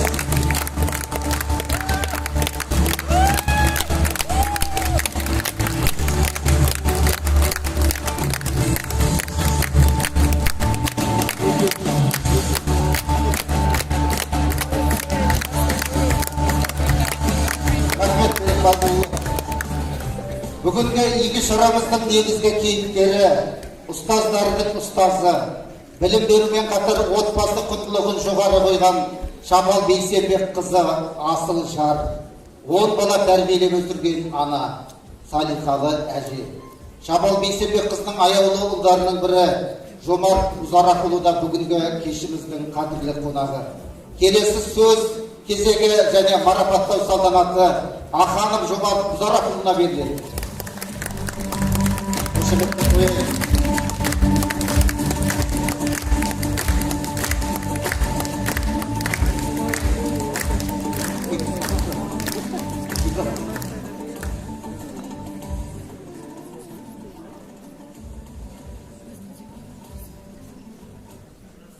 Құрметті бүгін академик Сәтбаев қаласының қонақтары, бүгін Шабал Бейсенбек қызының оқу осы керемет дәстүрі жалғасып отыр. 2 жыл Қарағанды облысында өтті. Биыл міне Ұлытау облысы ашылып, Ұлытау облысында бізде ерекше өтіп жатыр. Соған құрметті жерлестерім, біз өте жүрегіміз қатты қуанып жатырмыз. Сіздерге бір шамалы өмірбаян тоқтап айтсам, анамыздың. Ол кісі Шеңбер Терсақан Ұлытау ауданынан шыққан тумасы. Сонау киелі академик Сәтбаев 15 жыл жұмыс істеп, ел аралап, жерді зерттеп жүргенде, Шеңбер ауылына барғанда кигіз үй тігіп, құрметте төрге отырғызып, жылқы сойып дегендей қазақи дәстүрмен. Сол кезде әр ауылдың әншісі болады. Осы ауылда ән айтатын адамдар бар ма дегенде, біздің қызымыз бар. Сонда мен анам 7 жас екен. Тізесіне отырғызып, айттым сәлем қаламқас, қар-қаралы, гауһартас деген өлеңдерді айтқанда, сонда ол кісі сүйсініп, маңдайын иіскеп, маңдайын сүйіп, батасын берген екен. Міне анамыз киелі кісінің қолынан баталық сөйтіп жаңағы бір үлкен дәрежеге жетті деп біз ойлаймыз. Екіншіден, жаңа енді 9 бала, 10 бала қазақта санын айтпайды. Анамыз 9 бала туды. Ол батырлық қайдан келді десеңіздер, ол кісінің бабалары кешегі Биғаш елінің Кенесары ханның заманында 28 қолбасшысының батыры болған, Ақсұңқарың деп аталған Жанайдар батырдың ұрпағы. Сол батырлығының жаңа арқасында мен ойлаймын, ол кісіге рухани күш, жүректілік, қайсарлық сол бабаларынан жұқты деп ойлаймын. Ол кісінің баласы Мейрам Қажы. Мейрам Қажыдан 2 немере туады. 2 немереден Сапарғали Омарбеков деген профессор, доктор педагогических наук, академияда өмір бойы жұмыс істеген адам. Екінші немересі профессор Абдолла Мейрамов деген кісі. Мен көзін көрдім ол кісінің 70-ші жылдары. Сапарғали ағамыз міндетті түрде біздің үйге келіп қонақ болатын.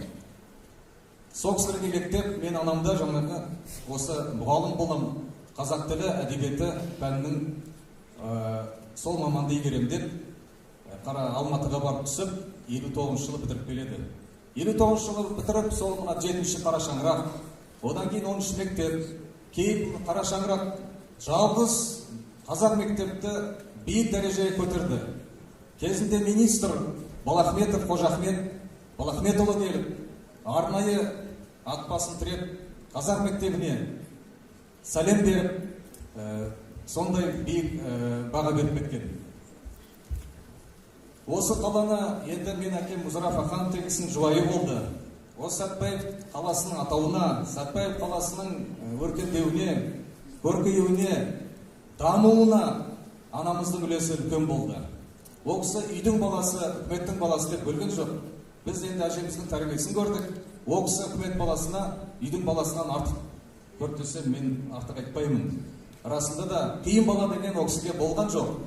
Әрбір баланың жүрегіне алтын кілтін тауып, ол кісі тәрбиелеп, өсіріп, міне жаңа сіздер көрдіңіздер, алғашқы оқушыларының біреуі осы міне сарайда отырған үшін болады, Дебаев ағамыз, Мұхамбет Көпей, вице-спикер парламентта болған.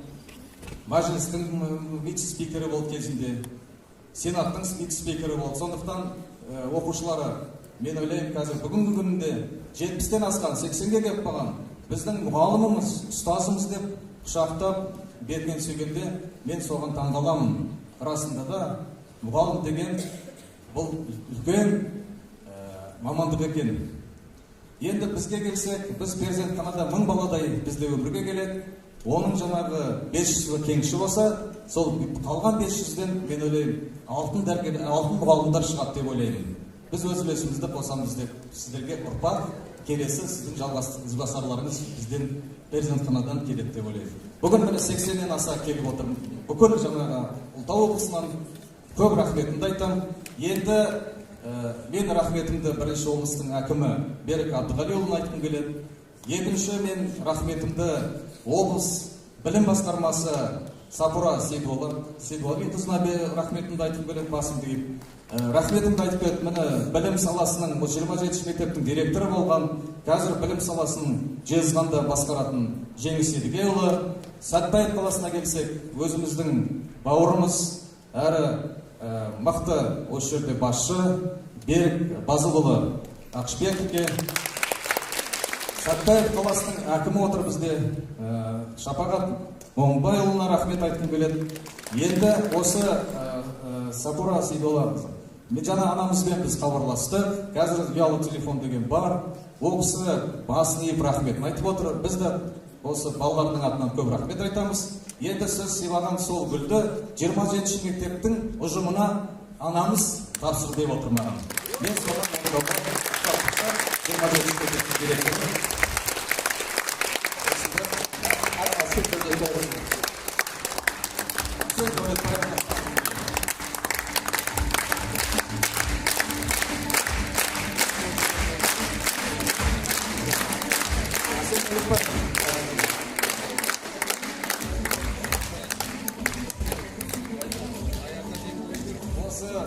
Ұжымның арқасында мен осындай биік дәрежеге жеттім. Сондықтан осы гүлді сол ұжымыма тапсыр деп маған тапсырма берді. Мен соны орындағым келеді.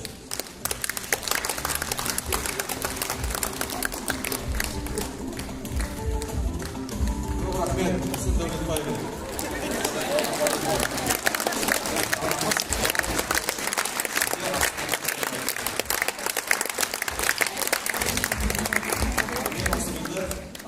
Сапура Сейдуалиқызы сізге тапсырып берді.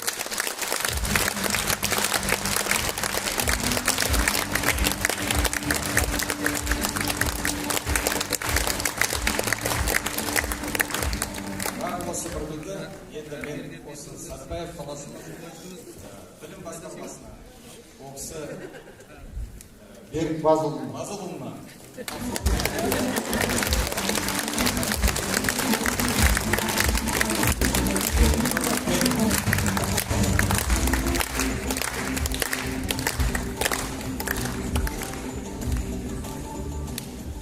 біз балдардың атынан басымызды иіп, осылай жасын берсін. Сіздер де сол биік шыңдарға шыға беріңіздер. Ұлытаудың ерке өскен гүлі деп анамызды солай деп бір ақын айтқандай.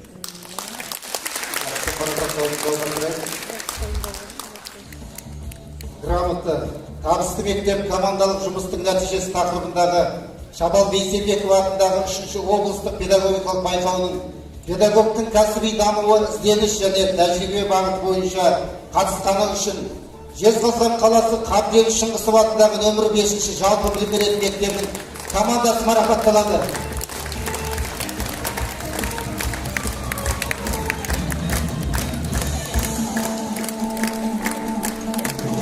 Қошеметтеп қойып әріптестерімізді.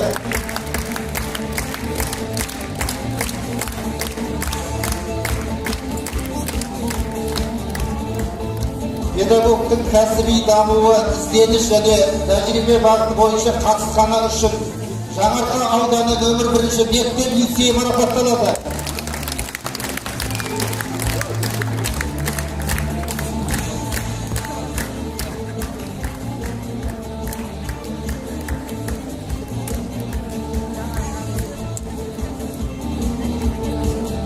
әріптестерімізді қошеметтеп қояйық.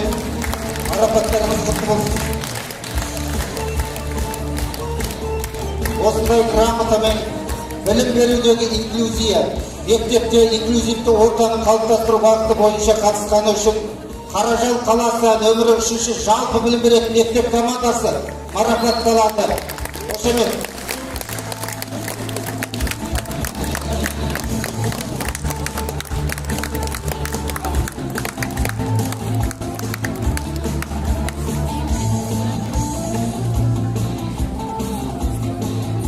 Тура осындай грамотамен Сәтбаев қаласы нөмірі 14-ші жалпы білім беретін мектеп командасы марапатталады.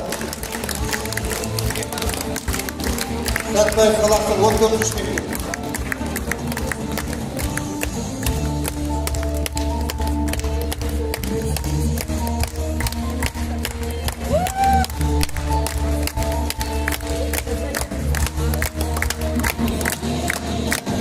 Осындай грамотамен Сәтбаев қаласы нөмірі 5-ші жалпы білім беретін мектеп командасы марапатталады.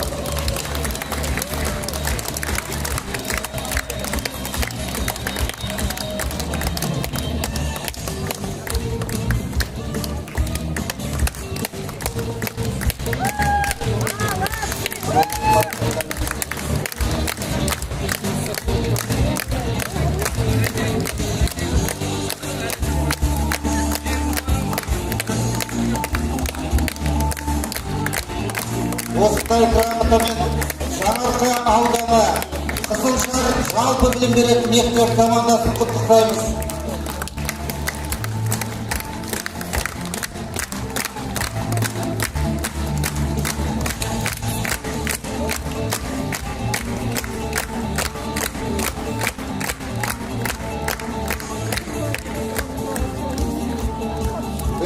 Стадионсын мектеп тәжірибесінде тиімді қолдану бағыты бойынша қатысқаны үшін Жезқазған қаласы нөмірі 13-ші жалпы білім беретін мектеп командасын марапаттаймыз.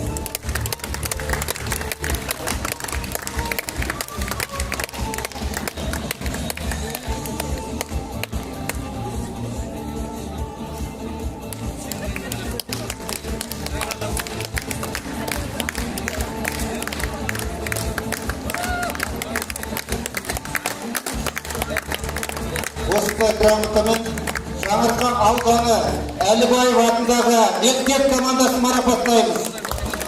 Қошемет сахна көрме.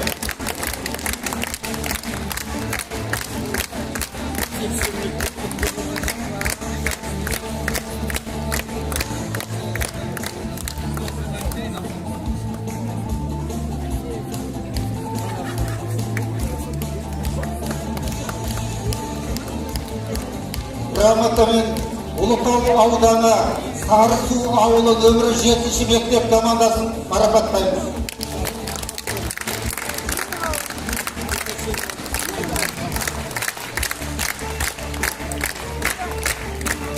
Марапаттарымыз құтты болсын.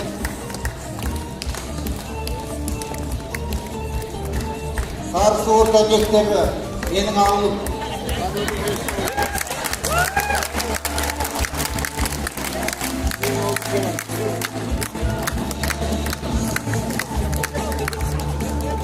Осындай грамотамен Ұлытау ауданы Мыңқайып атындағы жалпы білім беретін мектеп командасын марапаттаймыз.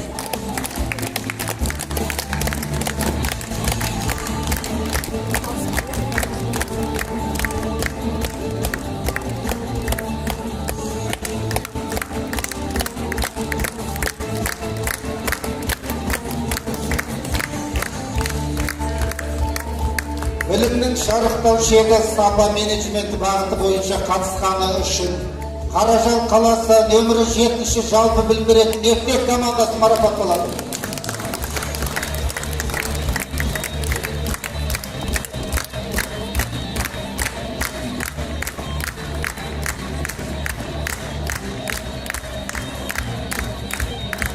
Марапаттарымыз құтты болсын. Білімнің шарықтау шегі сапа менеджменті бағыты бойынша қатысқаны үшін Жаңарқа ауданы Амалбеков атындағы мектеп командасын марапаттаймыз.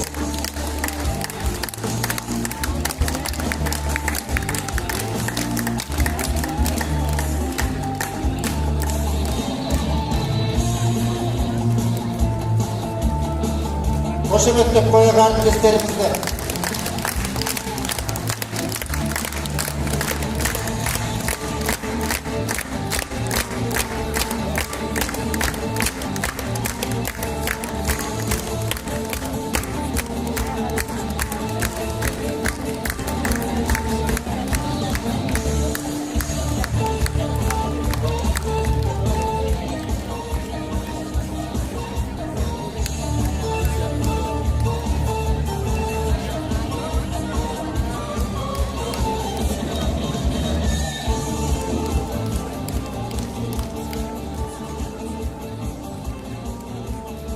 Рахмет.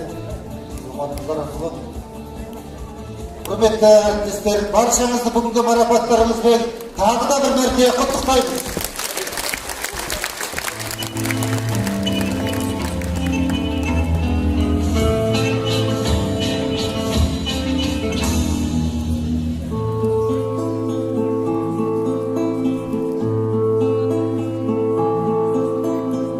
Бұл дәстүрлі мереке осы өмірге жылулық, адалдық, адамгершілік сеуіп келе жатқан, халықты ағарту жолында бар күш-жігерін аямаған абзал жан, мейірімі мол ана, ұлағатты ұстазға арналады.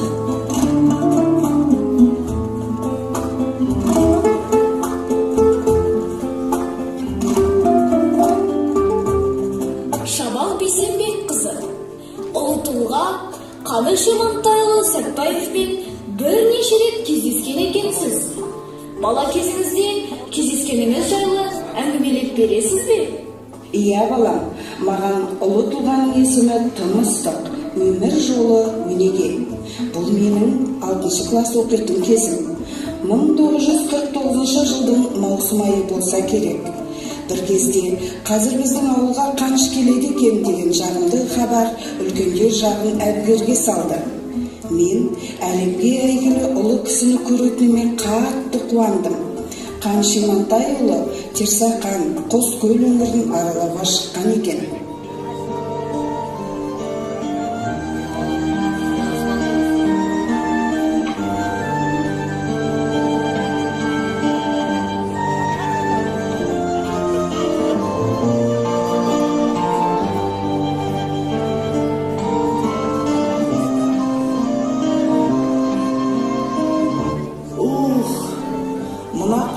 Құлаймын деп біраз отырып қалыппын ғой. Анау Еркежан қайда жүр екен? Ау Еркежан, қайдасың? Әу апа, не дейсіз? Ауылымызға Қаныш ағаң келе жатыр деп, қуыс үйден қыршық бас деген дос жолдастарың қайда? Дастархан жасап жіберіңдер. Мен барып, ана замандастарыма Қаныштың келе жатқанын хабарлайын.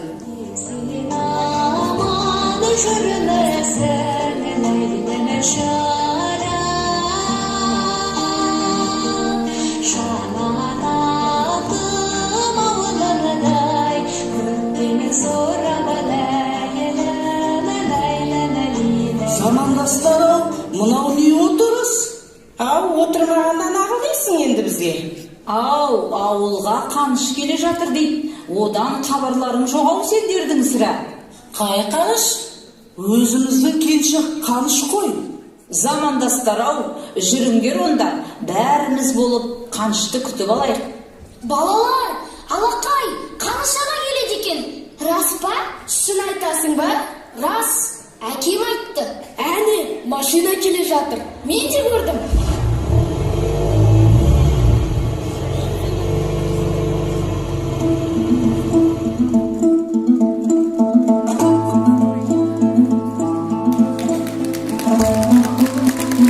Ассалаумағалейкум. Уағалейкумассалам. Қаныш шырағым, қайдан жүрсің? Ат көлік аман ба? Ұлытау, жезқазған аймағының жер асты байлыққа толы ғой. Тау тасты аралап зерттеп жүрмін. Болашақта сол байлықты игеріп кәдеге жаратамыз. Кеңгірдің бойында үлкен қала салынады. Жаңадан шахта, заводтар ашылады. Мына балалардың болашақтағы несібесі жер қойнауында ғой. Қанышжан, арнайы саған жайылған дастарханнан дәм алып отыр. Мені қошеметтеп, той жасағандарыңызға рахмет. Орыстар Москвасына барып, отанының кіндігіне келіп, көңілім көтерілді десе, мен де ұлттың ұйысқан жерінде, өздеріңіздің орталарыңызда марқайып отырмын. Той дегенде ән болмайтын беді. Осында Шабал деген әнші қызымыз бар еді. Ауылдың алты ауызын айтып береді. Артынан өзіңіз де қонаққа не айтатын шығарсыз. Шабал қайда? Шабал, қайдасың? Шабал? Ауылдың алты ауызын айтады деген бала осы ма? Дұрыс. Айта қойын алайын. Талдан таяқ жас бала, ау таянбайды бала бүркіт түлкіден, аянбайды угай-ай, ән салшы бір бала, қос етек боран бел қуалай соғар қоңыр жел. Ой, бәрекелді. Біздің Шабалы әнші ғой. Талабың тауда екен қалқам. Бақытты бол. Ал, қонаққа де сұрап отырсыздар ғой. Мен де ән салып берейін. Домбыраны алып келіңдер. Барынша айтып көрейін. Аяғыма кигенім болғар етік сәулем-ай, табанымнан барадай ызғар етік сәулем-ай. Жақсы болсаң келерсің, судан өтіп сәулем-ай, жаман болсаң қаларсың, суға кетіп сәулем-ай. Ах-оу, сәулем, сәулем, сәулемсің, басымдағы ай дәуренсің, жақсы болсаң сәулемсің, жаман болсаң әуремсің.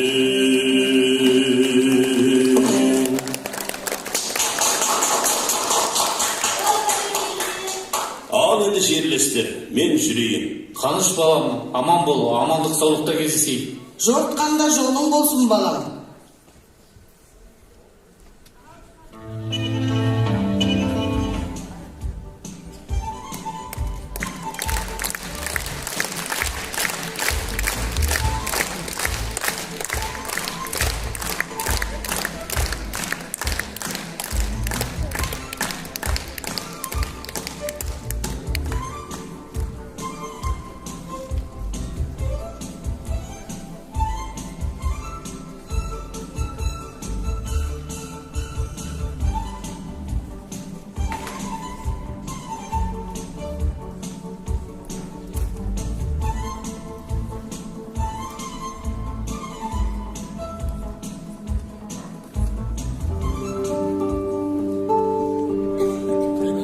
Оныншы мектепті 8 жыл басқарғаннан кейін 1975 жылы аймақтағы нөмірі 27-ші жалғыз қазақ мектебіне директор болып келген кезім еді. Осы қызметтің алғашқы күнінен бастап жергілікті басшылықтың қазақ мектебіне деген немқұрайлы көзқарасы жаныма аяздай батып, орыс тілді мектептердің арасындағы жалғыз қазақ мектебін алдыңғы қатарға жеткізуді мақсат етіп қойдым.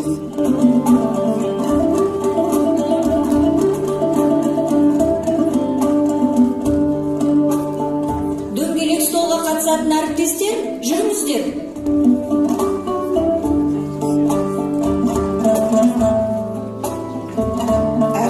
Білесіздер, қала мектептері арасында 27-ші қазақ мектебінің білім сапасы мен тәрбие жұмысы нашар деген түсінік қалыптасқан. Енді біз жұмыс істей алатынымызды көрсете алуымыз керек.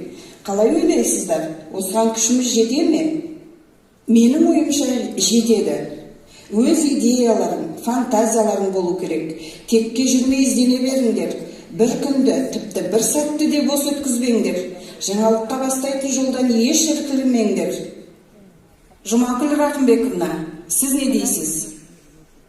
Тексеріс қай уақытта келсе де дайын болу үшін мұғалімдердің сабақтарына қатысып, бақылауды күшейту керек деп ойлаймын. Біз тексеріс үшін емес, оқушыларға сапалы білім беру жолын қарастыруымыз керек. Инспекторды алыстан іздемеңіздер.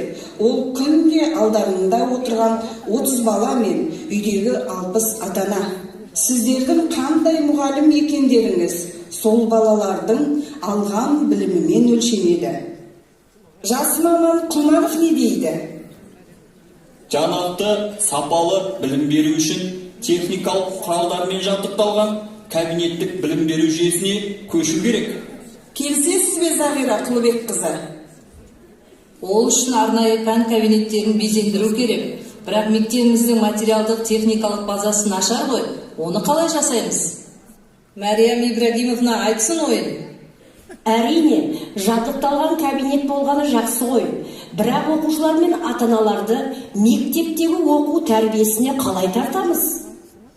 Білім нәрін себуші, әр мұғалімнің шәкірттер жүрегінен өзіндік орын тауып, ерекше ілтипатпен, өзгеше әсермен еске аларлықтай айрықша қасиеттері болу керек.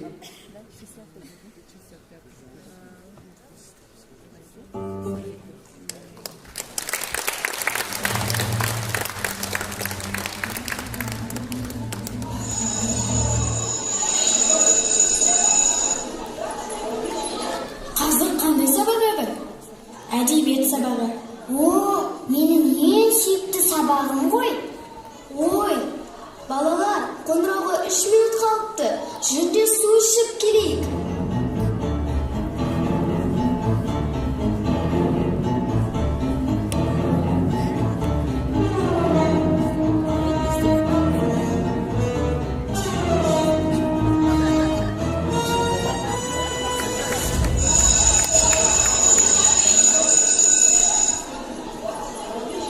Сәлеметсіздер ме балалар? Бүгін біз адамның жеке адамгершілік қасиетін сыйлау, сенімділік атмосферасын құру тақырыбында диктант жазамыз. Адамның бойында жақсы жаман қасиеттер болады. Жаман қасиеттердің бірі ұрлық жасау. Бүгінгі тақырыбымыз ұрлық түбі қорлық деп аталады. Мынадай да жазу бола ма? Қарағым, терең білім алдымен сауаттылықтан басталады. Бүгінгі алған білімің ертеңгі байлығың емес пе? Мейіржан, сен сабақтан кейін қалшы. Мектебімізде Елмай бағдарламасы бойынша тіл өнері және көркем жазу үйірмелері бар. Өзім жетекшілік етемін. Сені сол үйірмеге жазайын.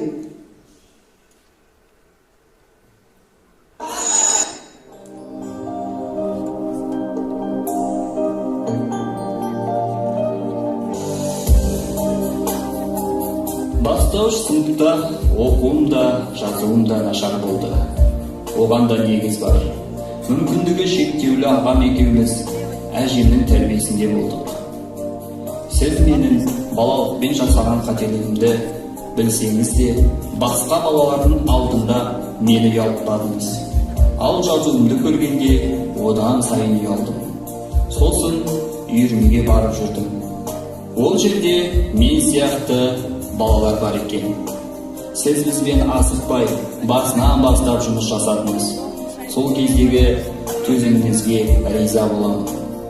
Сіз мені ұстаздық мейіріміңіз арқылы өмірімді жақсылыққа өзгерттіңіз. 100 жасаңыз, менің аяулы анамдай болған ұстазым. Алтын ұстаз кемеңгер жанашырым, айтқызбай-ақ түсінген бала сырын, тезге салып мен секілді тентекті орнын басқан талайдың анасының. Жетімдікті татып ем талайымнан, сипамаған мен ешкім маңдайымнан. Өкпел өмір бұзықта мен өтірікші, екілікте мен болдым жастайымнан. Түсініксіз болатын маған сабақ, жаза алмаушы ем сөздің де басын құрап.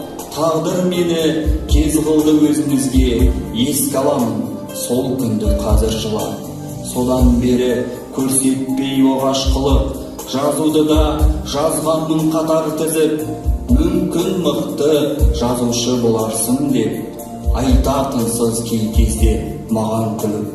Демеймін, міне қазір жаман болдым, тәрбиеммен жетілдім, өндім, толдым. Рахмет саған, аяулы асыл ұстаз, өзіңіздің арқаңызда адам болдым.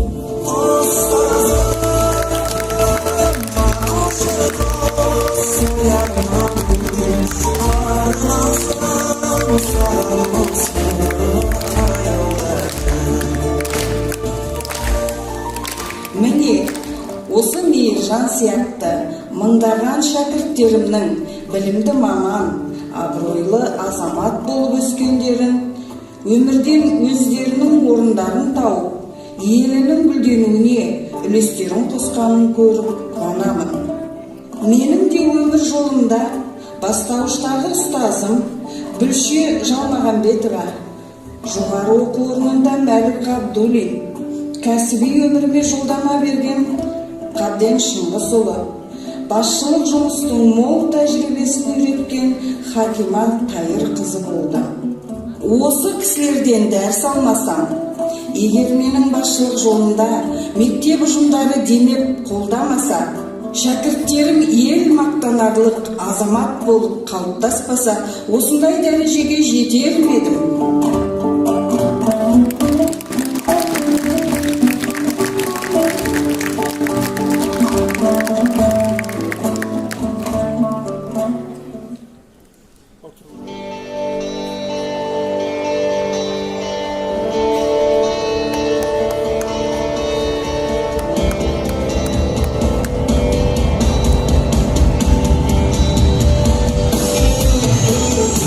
Құрметті Шабал Бейсенбекқызы, 54 жыл адал еңбек еттіңіз, асулардан биіктерге жеттіңіз.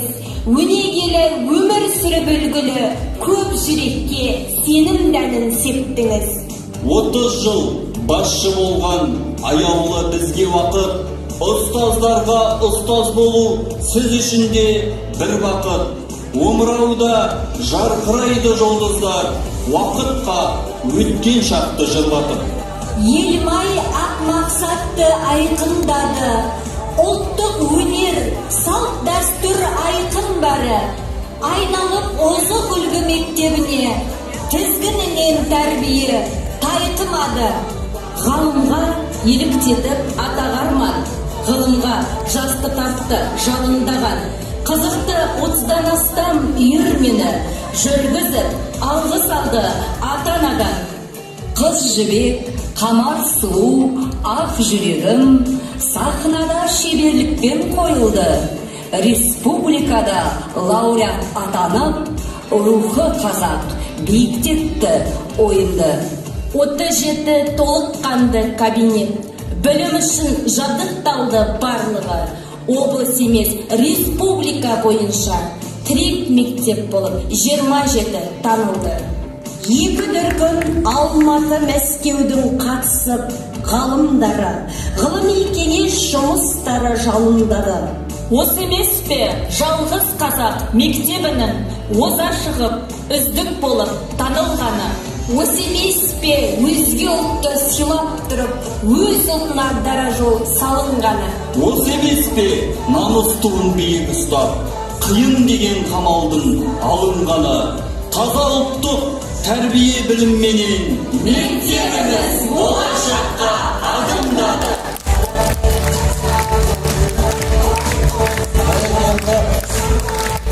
Сөз кезегі Жезқазған қалалық білім бөлімінің басшысы Әлмағамбетов Жеңіс Едігеұлына беріледі.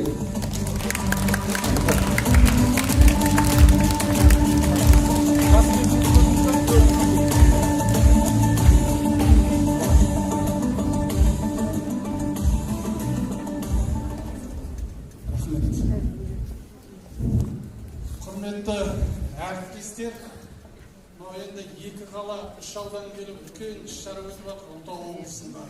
Ол іс-шара өзіміздің Шабал Бейсенбекованың оқулары. Осыған дейін жаңа жоғарыда айтып кетті. 2 рет Қарағанды облысында өтті, биыл бірінші рет өзіміздің облысымызда өтіп жатыр. Құрметті әріптестер, құрметті мен Сәтбаев қаласының ұстаздары, сіздер енді бізге маған өте ыстықсыздар ғой. Не айтамыз Шабал Бейсенбекова туралы жаңа бүкіл бейнетаспада көрсетті. Міне кейіпкерлер отыр. Жұмағали аға тұрып қойыңызшы, сіздің жаңа жас кезіңізді көрсетті анау.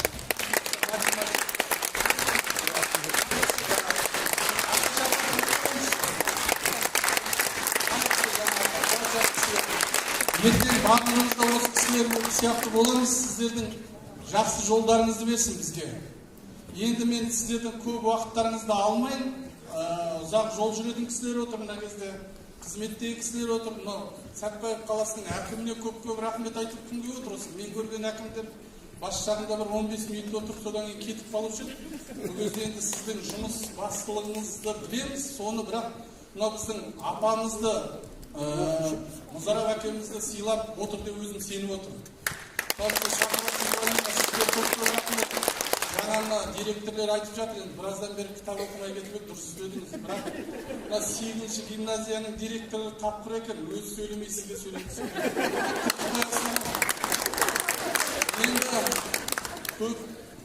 Мен осы еңбек жолымды бұйырып, осы Шабал Бейсенбекованың практикасынан өттім өзі. Институт оқығанда 3-ші курста практикаға жіберетін еді ғой. Тура соны 27-ші мектепте өттім. Жаңағы жерде Жұмағали ағаны сары кісі Ашимов аты кім еді? Қаражанға барып жүрмесін, біздің жаққа жұмсайтын тұрмын, артық теңіздермен шығар. Сонда қазіргідей видео наблюдение деген жоқ. Соны бірақ Шабал Бейсенбекова біліп қалады тұрмын. Оны қазір болмайды ғой. Сол кездегі мына сұмдық завучтарымыз осы Тұмар Шегина бар ма екен осы? Облысы бар, Гүлбанов Қайырбекова бар, Күлпаш мұғалім бар енді осы. Жаңа кісінің оң қолдары кілең мықты. Осы бізді сұмдық сабақ бергізіп тұғын. Одан кейін сол айналып кеп 2015-те ме осы Шабал Бейсенбекованың мен өзім сол мектептен еңбектің зейнетін көріңіз деп шығарып салдым сол мектепті. Ақты үйді дұрыстап, өздеріңіз куәсіздер, мына құрметті 27-ші мектептің ұстаздары, осы жердегі басшылар. Содан бері ол кісі енді Шабал Бейсенбекова сәл сырқаттануына байланысты қазір Астана қаласында.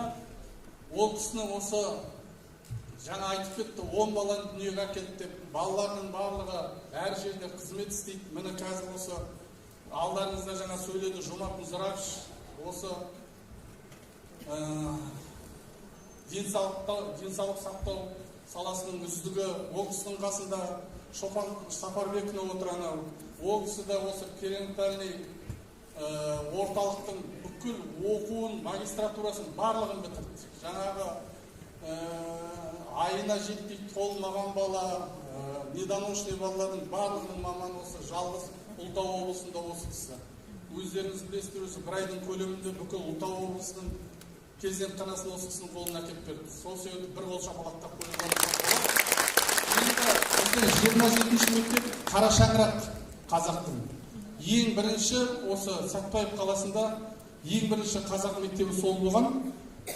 Қалай іргесі қаланды, сол кезде Шабал Бейсенбекова пенсияға дейін бір мезгілде сол кезде істеп шықты. Одан кейін Алма Сұлтанына берді, Алма Сұлтанына маған берді. Мен 1-2 шілтке өтіп, мен соңында осында жаңағы кісі алды. Енді қазіргі уақытта шамал қиыншылықтар бастарынан өтіп жатыр, бірақ енді соны жақсы өтіп, әрі қарай мынау Шабал Бейсенбекованың атын біз жерге қаратпауымыз керек. Құрметті Сәтбаевтықтар, құрметті Ұлытаулықтар. Кілең ұйым болып, ұжым болып бір-бірімізге көмектесіп, кілең жақсы жаңалықта кездесе берейік. Сіздерге көп рахмет. Жаңағы алып атқан марапаттарыңыз құтты болсын, бізге жұғысты болсын. Басында шамалы секем болды, бекеңді істеп кетті деп бір жоқ, бізде бар екен әйтеуір. Рахмет. Кейін жақсы болып болсын.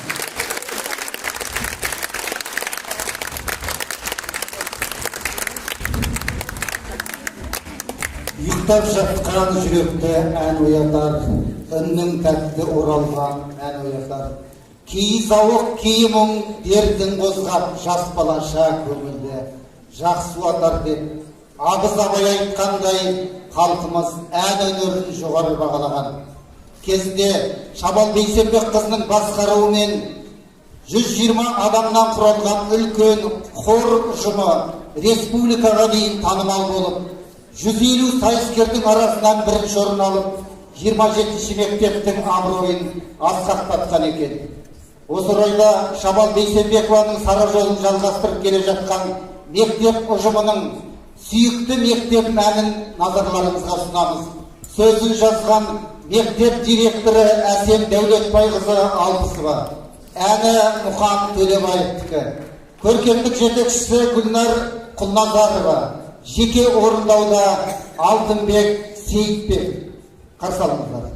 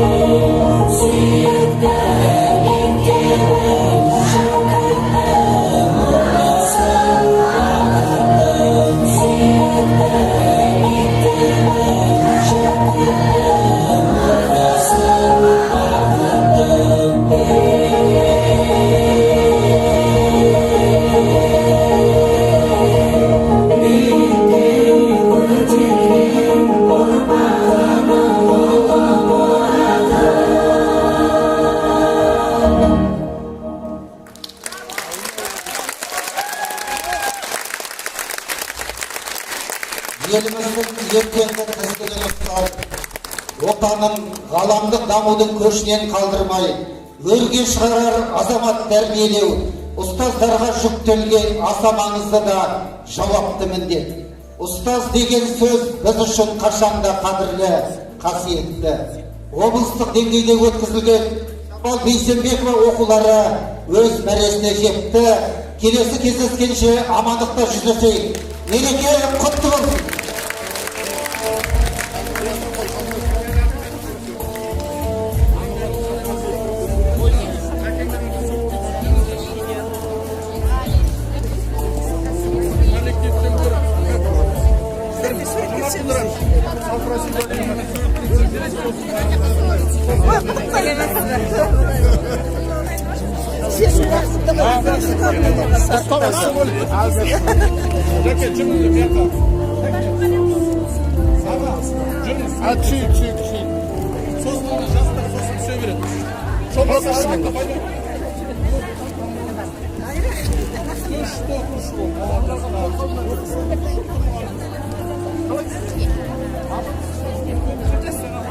Молодцы.